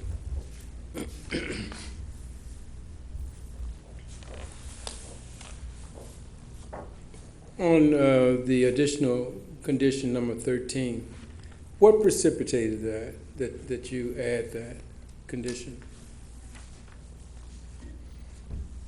Mr. Carmichael, my understanding is that it was brought to our attention that we had not recommended a condition that would limit the uses. And it's very true that there are several permitted uses within the mixed-use zoning district. So we attempted to fix that situation by proposing this additional condition that would restrict the permitted uses to RM, which would allow for the development of the apartment complex. But it is mixed use, and if we could encourage them to have a mixture of uses, perhaps with the residences over retail, we didn't want to prohibit that, so we wanted to give an allowance for C1 as well. However, and we strongly recommend that we limit the uses. But if it's the pleasure of the board to not recommend approval of any other use besides RM, I think it's appropriate to limit it to simply RM. To be clear, can we limit it to multifamily, which is the use, as opposed to the zoning district? If I could respond to that. Maybe I'm not understanding the difference. In the history of Henry County and its zoning ordinance, our mixed-use zoning district replaces the old plan development, and the old plan development required a pod map as a part of the master development plan. And that pod map showed specific areas within the plan development that corresponded with existing zoning districts, such as RM, and those pods would be held to the development standards and the uses of that corresponding zoning district. And so that's the context of staff recommending that we limit the uses for this RM development to RM, because there are standards that go along with the RM zoning district. Did that help you, applicant? Sure. Sort of? Well, yes, with respect, I still think if the concern is the limit of the use, and I suppose I would have to say I'd need to look at what the development standards are, if there are uses and development standards that are different from what is in the MU district in terms of setback or other things. I don't know that we wouldn't already meet RM, but without having it in front of me, I can't say. Mr. Chair, I actually agree, because under RM, it's rather broad. You could have apartments, you could have condominiums, you could have townhouses, and that's actually not the request. So perhaps we should say what we mean and limit the use of the subject property to apartments. I'm comfortable with where we are with this. Makes you. Any other questions? If not, let's call the case. RZ 1925. KCG Development, LLC of Indianapolis, Indiana, requests a rezoning from RA Residential Agricultural to MU Mixed Use for properties located at 4039 West Village Parkway and 41 Bowden Road in Land Lot 186 of the 12th District. The properties consist of 10.28 plus or minus acres, and the request is for multifamily housing. This is District 5, and the report was presented by Mrs. Yuritsa Nieves and Kenta The case is called. Do I have a motion? Yes, Madam Chair, I have a motion that we go with staff recommendation of approval with the exception of the canopy requirements and all of staff recommendations. Second? Do I have a second? A second. Motion is denied. Correct? Is that correct? Quiet, please. Quiet. Settle down.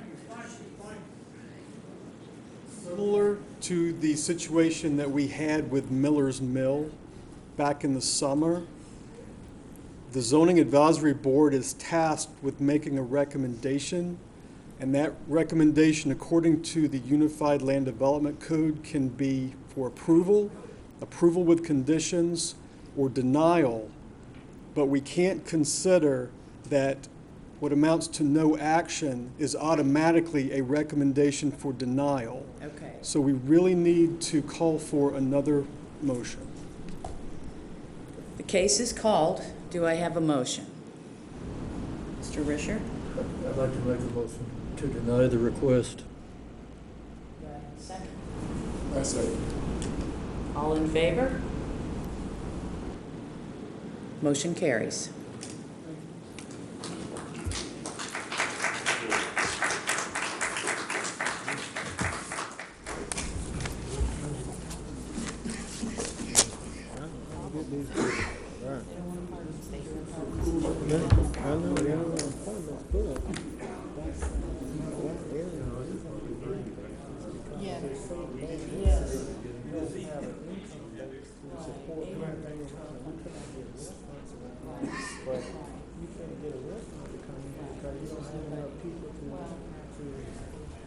Are we still in session? Make a motion. I make a A motion. motion to adjourn. Do I have a second? Sorry. So moved. So moved. It's late. Thank you. Yes, it is.